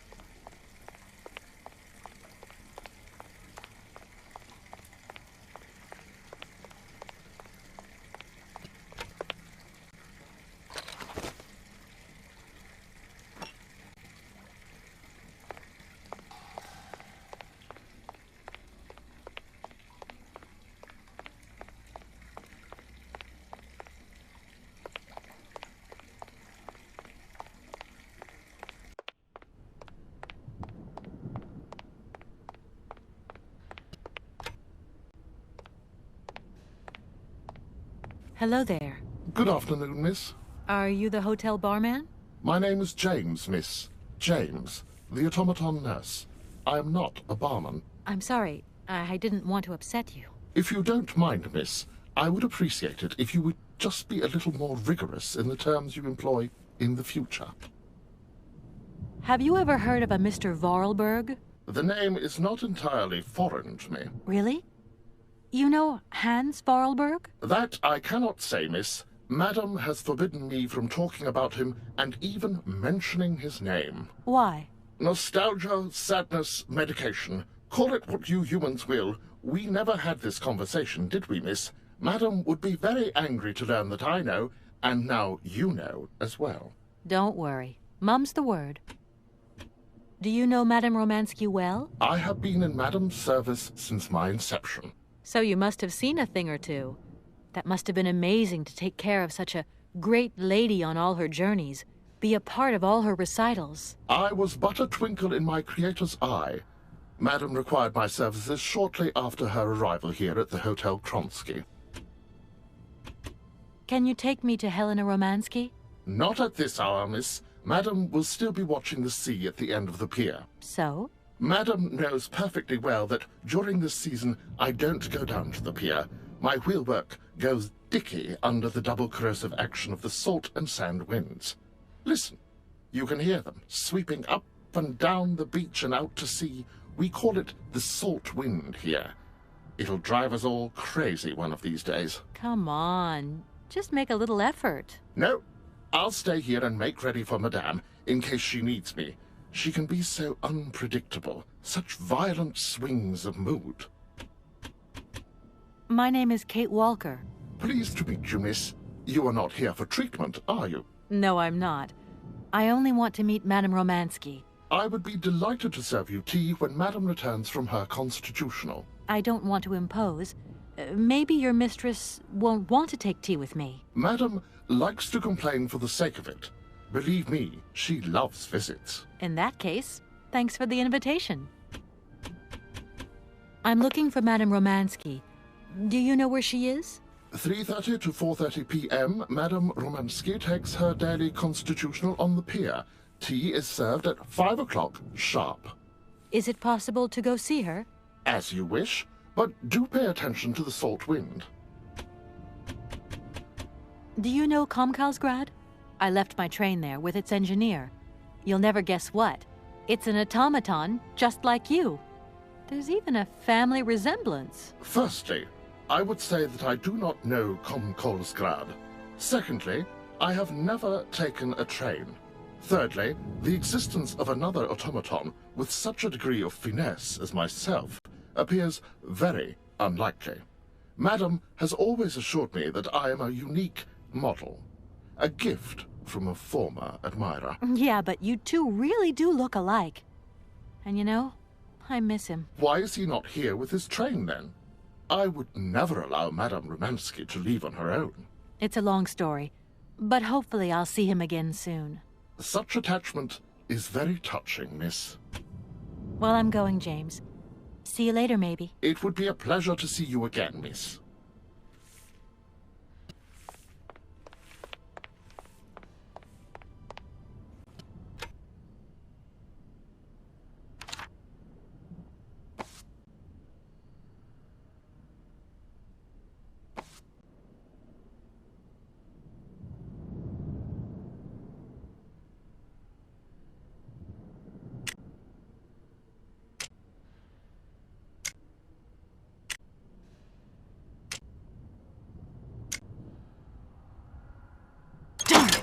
I've got to find another way around.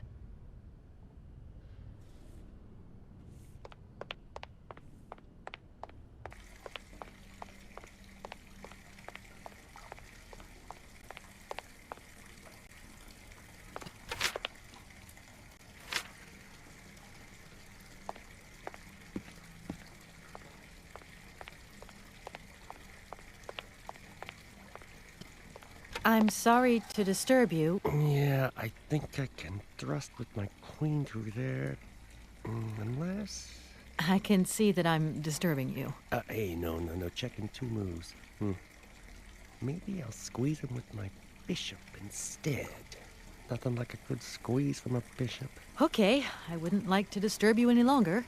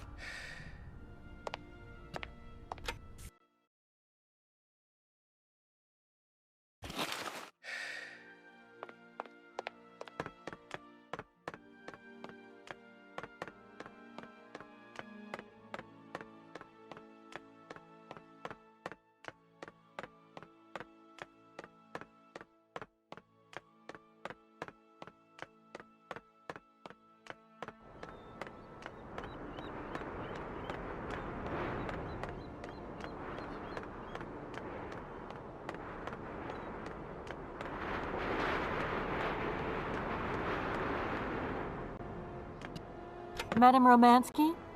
Madame Helena Romansky? Who are you? What do you want? I'm sorry to disturb you, ma'am. My name's Kate Walker.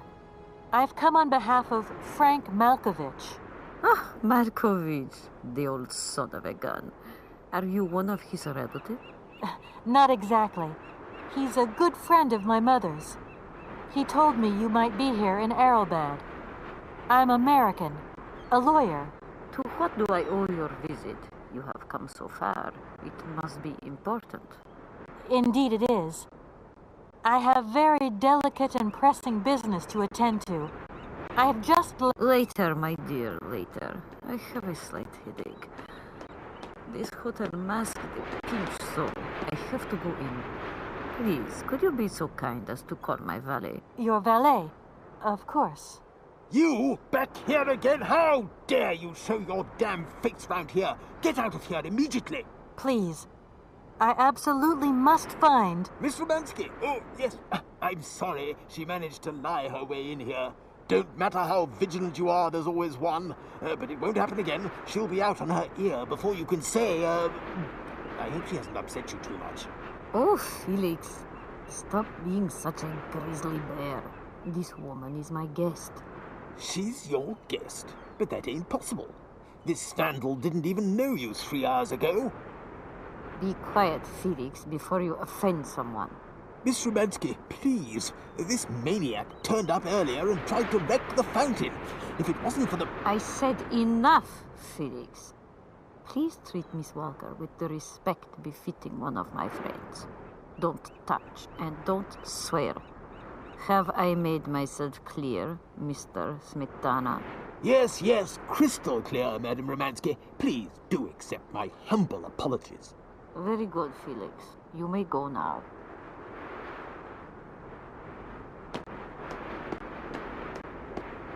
Madam Romansky, thank you for stepping in there. I'm so embarrassed to put you to such trouble. Oh, nothing that I haven't lived 1,000 times before, my child. I want to go in now. I am exhausted. Can you call James to pick me up? Certainly, ma'am. Right away.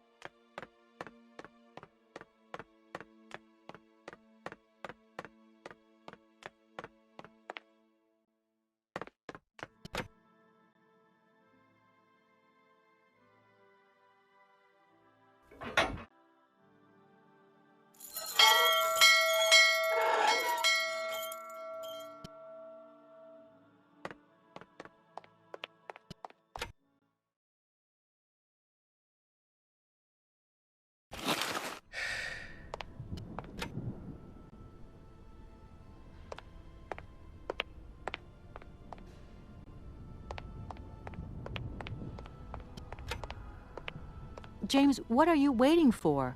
Don't tell me you didn't hear the bell this time. The bell did indeed ring, but it is very windy outside, isn't it? Yeah, it is a bit gusty. But what's that got to do with it? Madam doesn't understand. She says an automaton doesn't need protection, but my insides don't like the salty wind. I'm afraid to go out, you know. And if you wore my mask to protect you against the salt, would that help? Oh, most certainly.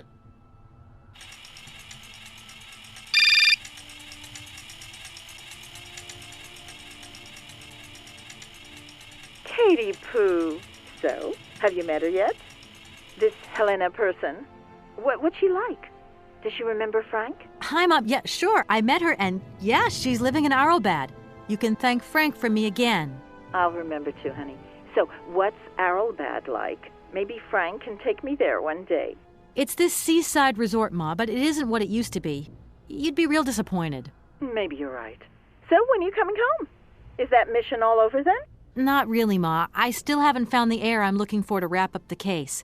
Helena Romansky's a kind of detour here. Listen, Munchkin, I get the distinct impression that you're being led up the garden path. Why don't you just come home? Tell your boss this heir just doesn't exist. that you've done all you can, et voila. Do you want me to call him for you? Ma, please, don't get involved. Looking for Hans Voralberg is what I'm being paid for. But I also just want to find him for myself. Honestly, you're just as stubborn as your father. Don't complain that your mother didn't warn you. Don't worry, I won't.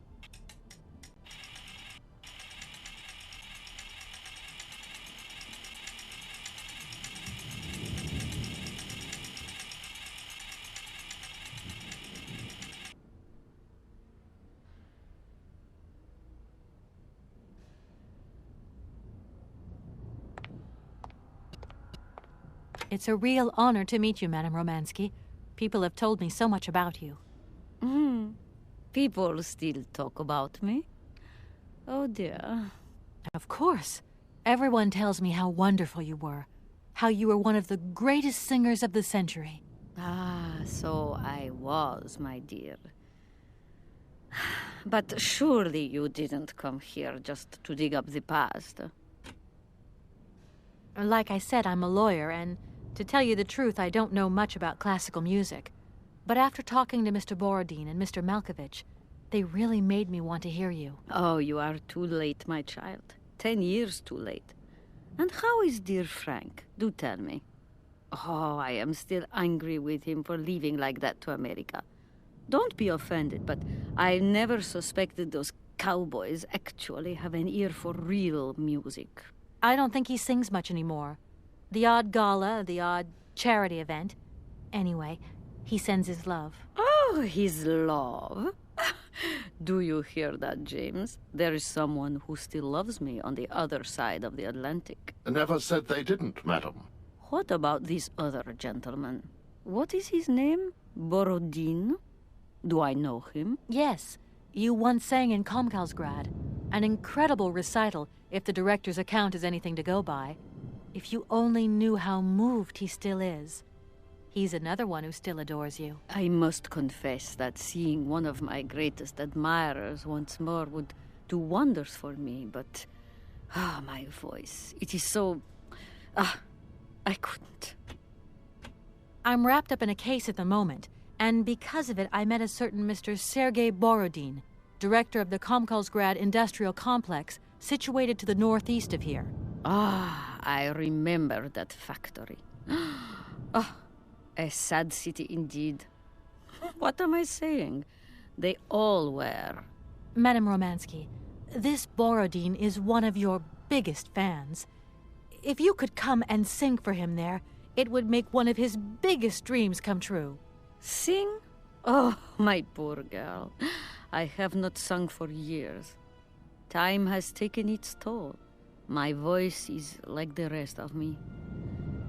Faded and wan, like my heart. Oh, aren't you going a bit far there? I bet you've still got a great voice. Oh, you are the sweetest cherry, my dear.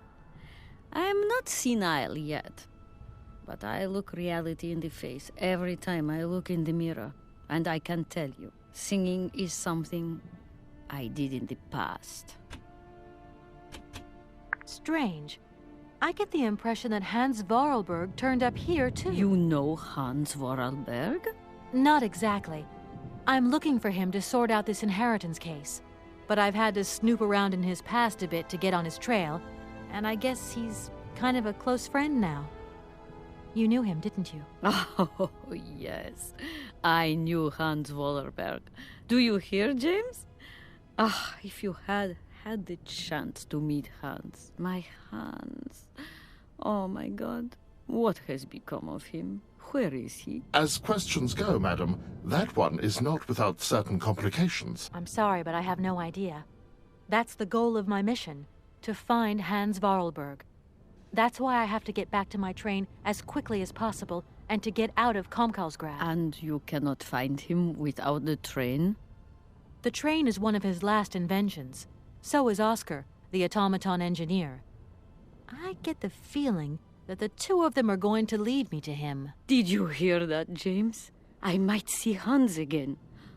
I have dreamed so long of meeting my dearest sweetheart again. Oh, if only I could sing.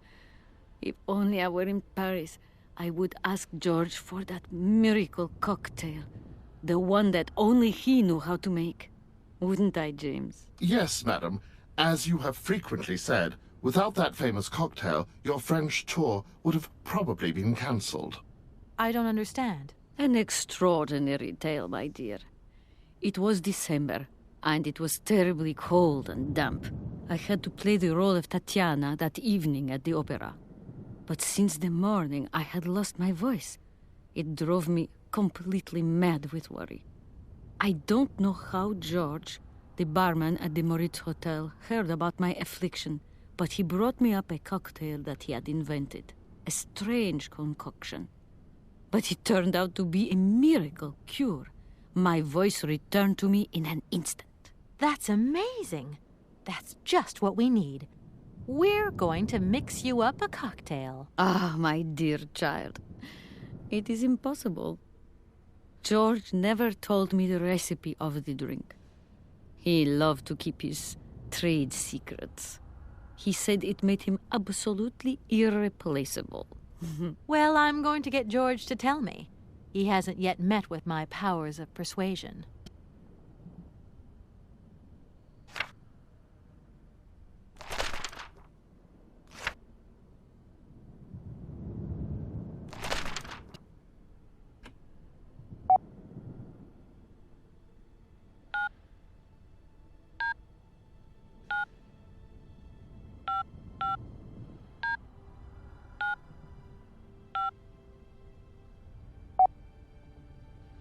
Hello, Hotel Moritz?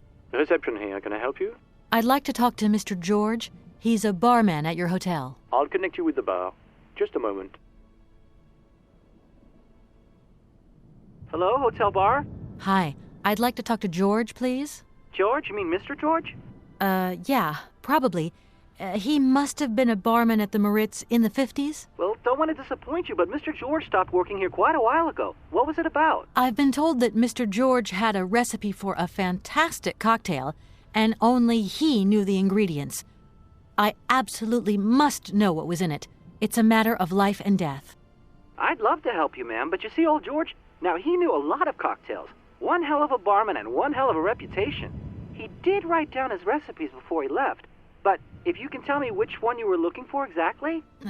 I don't know.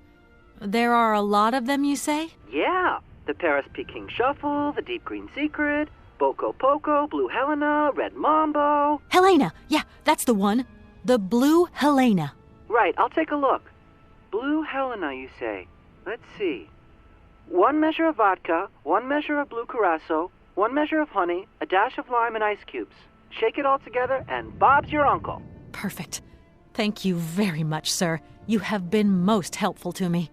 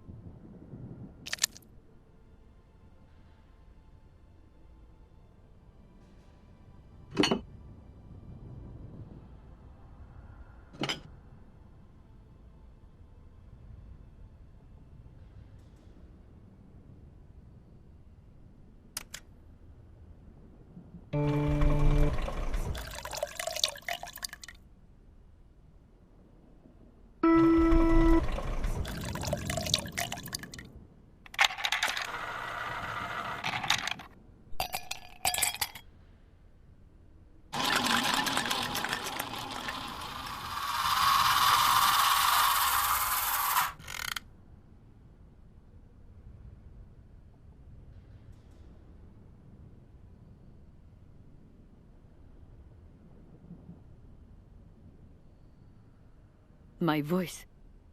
Oh, Chichurnia.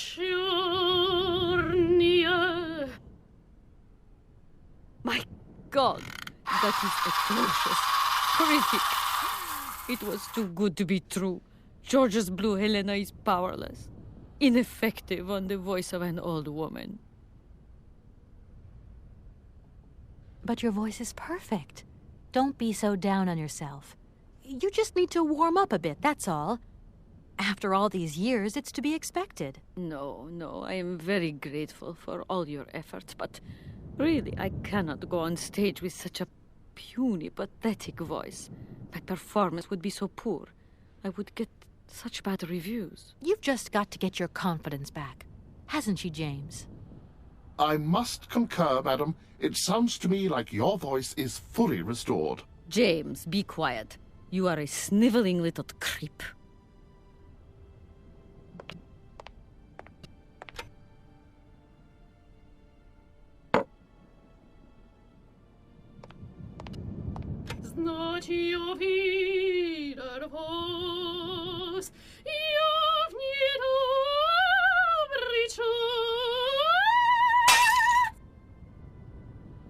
My God, what have I done? My voice has returned. Did you hear that, James? My voice has returned. Your voice is still as magnificent as ever, madam. But please don't forget, you're no spring chicken these days. Time has taken its toll. And you're not the toy boy you once were either, James. I hope you have fun on your own. Madam, leaving you is quite out of the question. Don't be stupid, James.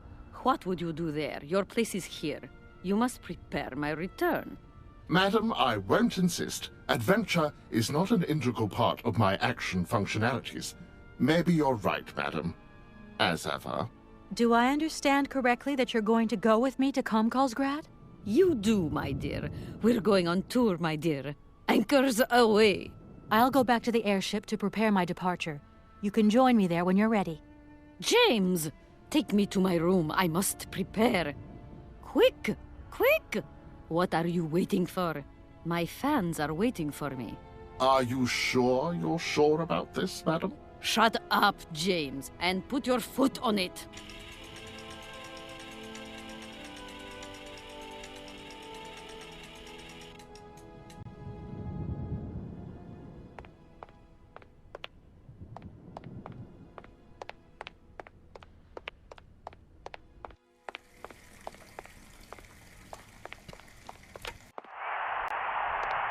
What the hell was that?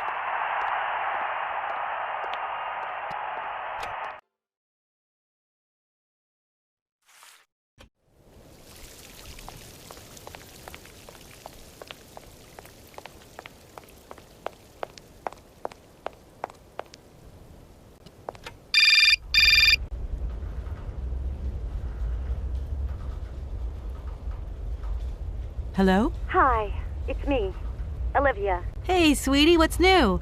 How was it at the Goldbergs, then? Like, alcoholic. Is that all? What's up? Cat got your tongue? Well, tell me what you're up to. How's the case going? How's that Romansky chick? You don't think it's dragging out too long? I haven't had the time to get bored, I can tell you that, but... Hey, Olivia, what's the matter? You didn't even answer my question. That's so unlike you.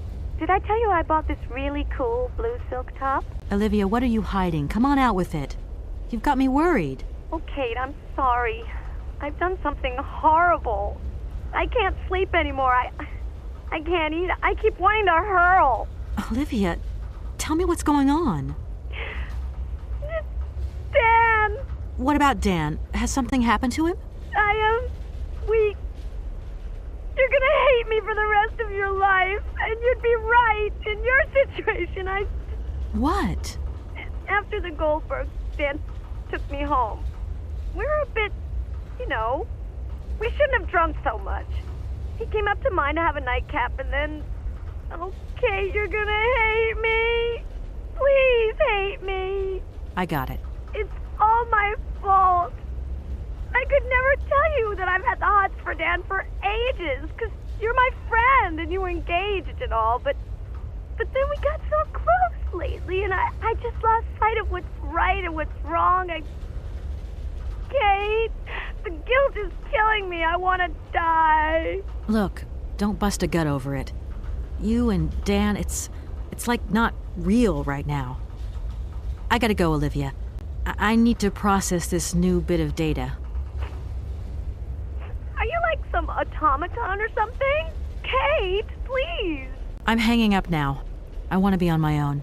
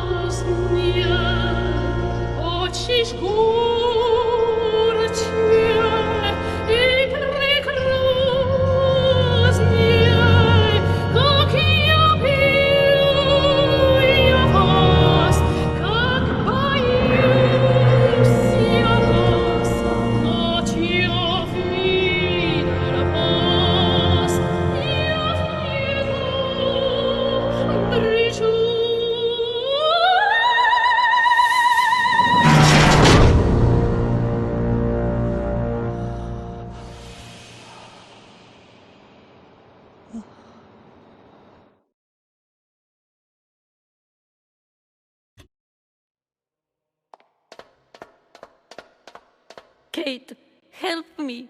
What is happening? What does this man want of me? He has gone totally mad. Don't worry. There must be some way of getting you out of there, and I'm going to find it. But do hurry up, my child. I am terrified he will return and become dangerous. Be strong, Madame Romansky. You can trust me.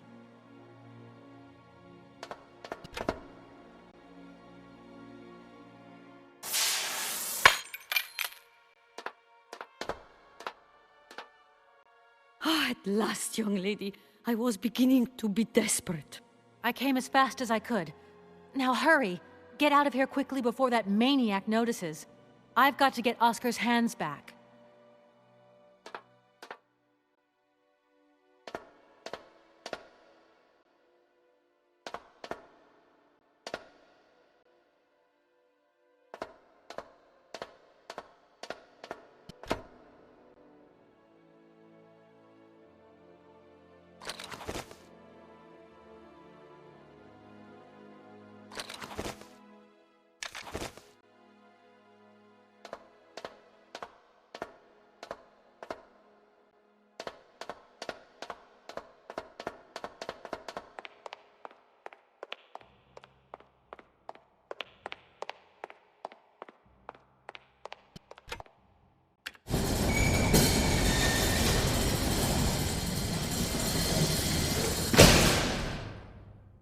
Are you all right, madam?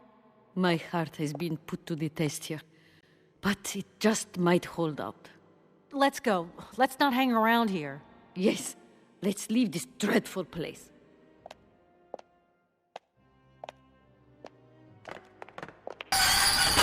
Oh! But, my God! What has happened now? Ha ha! Nice try, Miss Walker. But you are not strong enough. Not for me. So you can stop playing games now. Return the hands to me. And bring Madame Romansky back, or I shall not be responsible for my actions. You don't scare me, you old lunatic. Helena, grab the hands and get back to the train. Tell Oscar to get ready to leave. I'm gonna find a way out of this lousy factory. No chance. You will never succeed. Ha! We'll just see about that. I warned you, Kate Walker. I warned you. Be careful, my child. You too. And don't worry.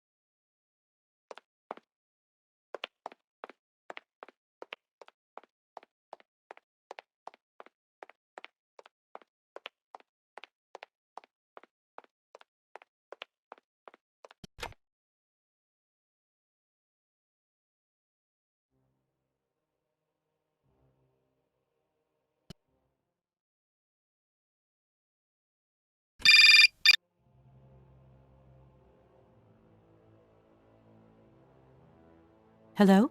Kate, hi. It's me, Dan. Are you all right? I'm okay now, yeah, thanks. But if I said that not long ago I was grappling with a mad music lover who wanted to kidnap an old forgotten opera star, but I foiled his plan and escaped through an abandoned mine, then I guess it's completely mad. You'd be proud of me, Dan. Real proud. Kate, I don't understand a thing you're saying. I barely recognize you. No, it doesn't matter. How was your day? Yeah, of course. I went to dinner with the Goldbergs. I finally beat Bob at squash. The cleaning woman broke the vase in the entrance hall. Well, other than that, nothing new. I see. Everything's cool, though? Yeah, everything's, cool. You're not missing me at all? Oh, yeah, sure I am. I had Olivia on the phone. She was a little upset. Nothing to say? I'm so sorry. I don't know what came over me. It happened so quickly. I just totally lost control. I was so weak, so dumb. I just can't imagine how... I can't imagine how you could ever forgive me. What a bastard I've been. I don't know, Dan. Maybe I'm to blame somewhere in all this. Maybe I pushed you into Olivia's arms.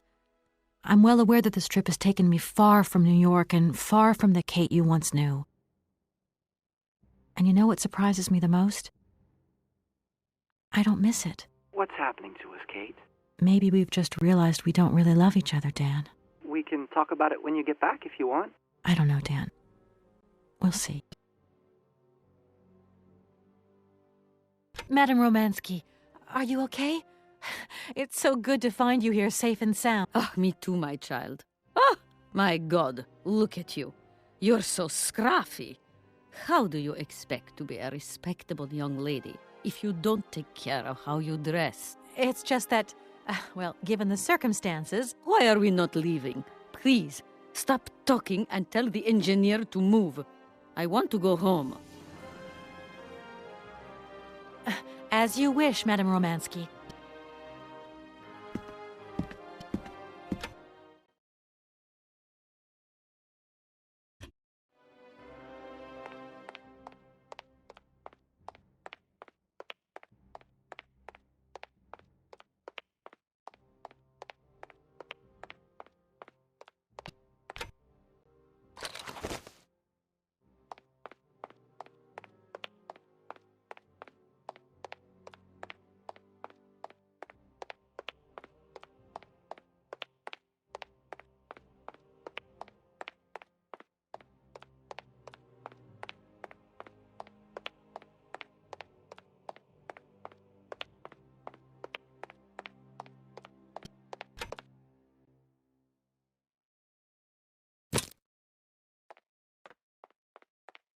Oscar, let's get the hell out of here. Message received. Full steam ahead!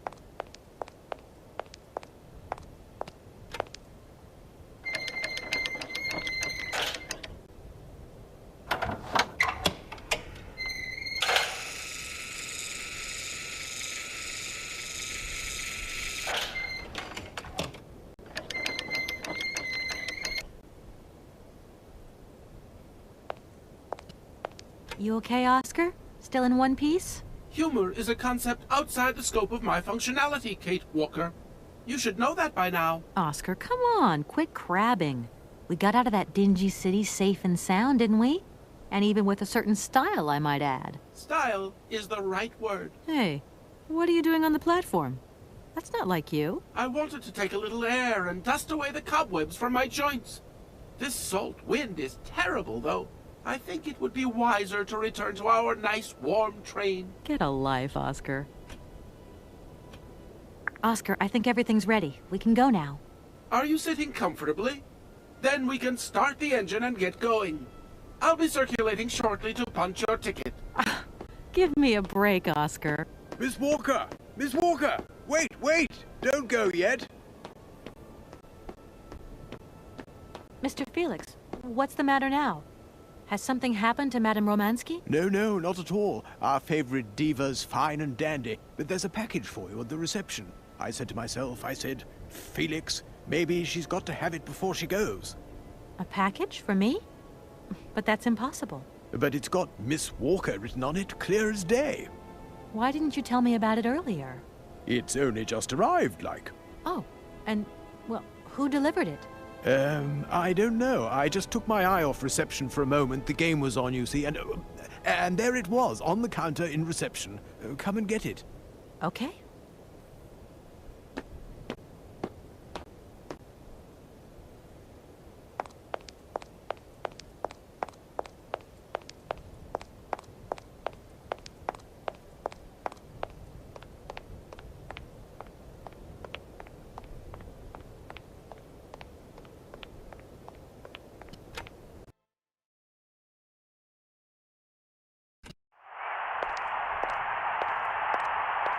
Attack! Attack! Attack!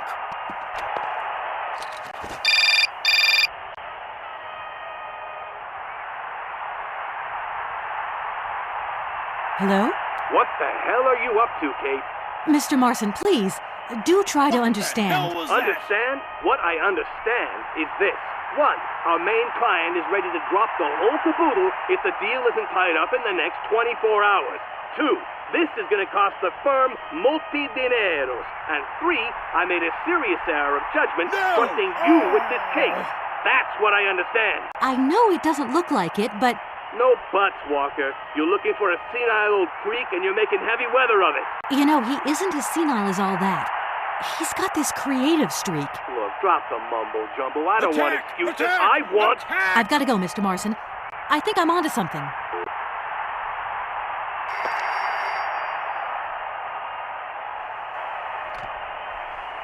Hello, reception here. Felix Massano at your service. Yes, ma'am. Yes, she's right here in front of me, ma'am. Immediately. Please, be my guest.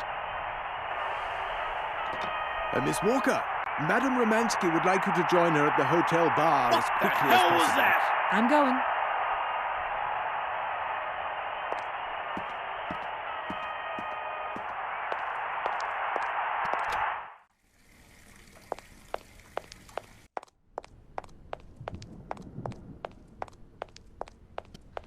Madame Romansky, you wanted to see me? There you are, my dear. I wanted to talk to you before you leave. I didn't want you to get the wrong idea.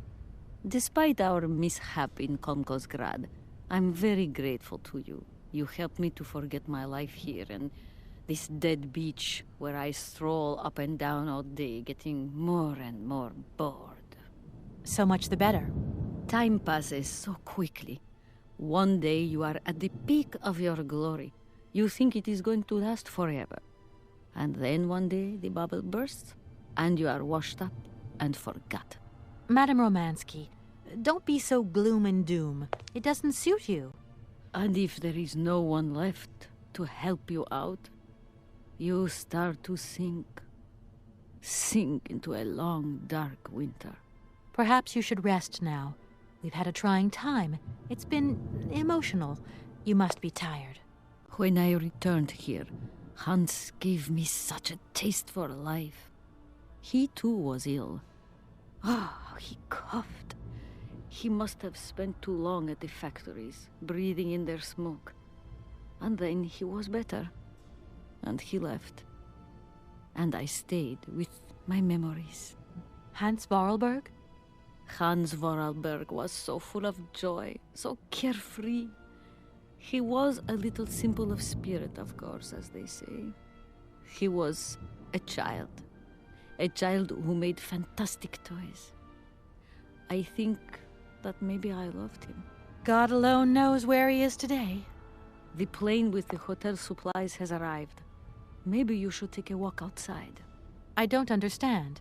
I am old. I am tired. I have been very pleased to meet you, Kate Walker. Goodbye, James. Do look after Madame Romansky. That is all I ever do, miss. May fortune follow your every footstep. The snow is a good sign. Really? The snow chases the wind away and covers the salt and sand on the ground. The air becomes purer and still. Ideal conditions for a constitutional. Great. Thanks for everything, James.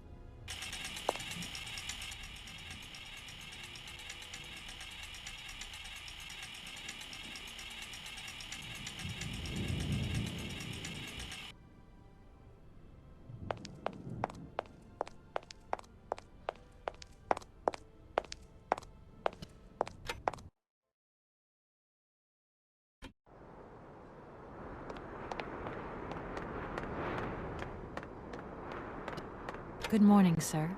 Mr. Voralberg? Hans Voralberg? You've brought the train, then. That's good. Mr. Voralberg, you have no idea how pleased I am to meet you at last. I'm Kate... Where is Anna? Your sister has passed away, Mr. Voralberg. I am sorry. Truly sorry. Ah, okay. Otherwise, it's Anna who would have come, right? Not you. I guess you're right, Mr. Voralberg.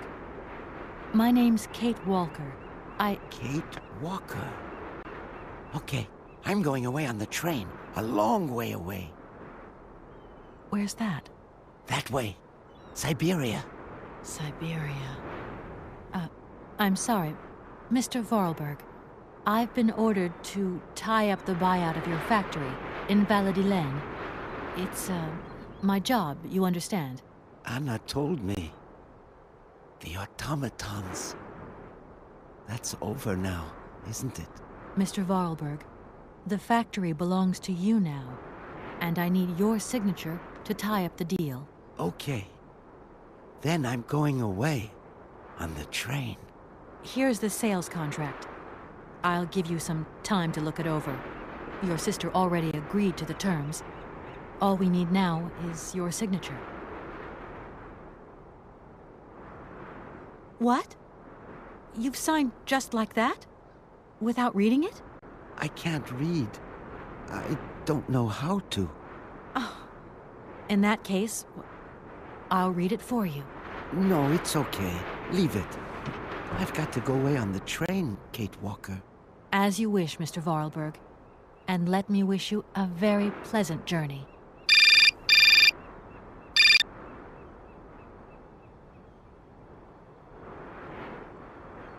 Yes? Listen, Walker, I've decided to send over some backup. No need, Mr. Marson. What do you mean? Hans Voralberg has just signed. Everything's hunky-dory. Are you saying that... Yep. That Voralberg Manufacturing is now the exclusive property of the Universal Toy Company. But... that's great news. Good work. Excellent work, Walker. A real masterstroke. I knew I could count on you, Kate. I congratulate you. Thank you, sir. Right, now get back here as quick as you can. I want those papers on my desk tomorrow. My secretary will organize a meeting with Universal Toys immediately. You'll no doubt want to hand over the contract yourself. And now that I think of it, I've got no one on the Schwann Airport case. Big trial coming up. A real opportunity.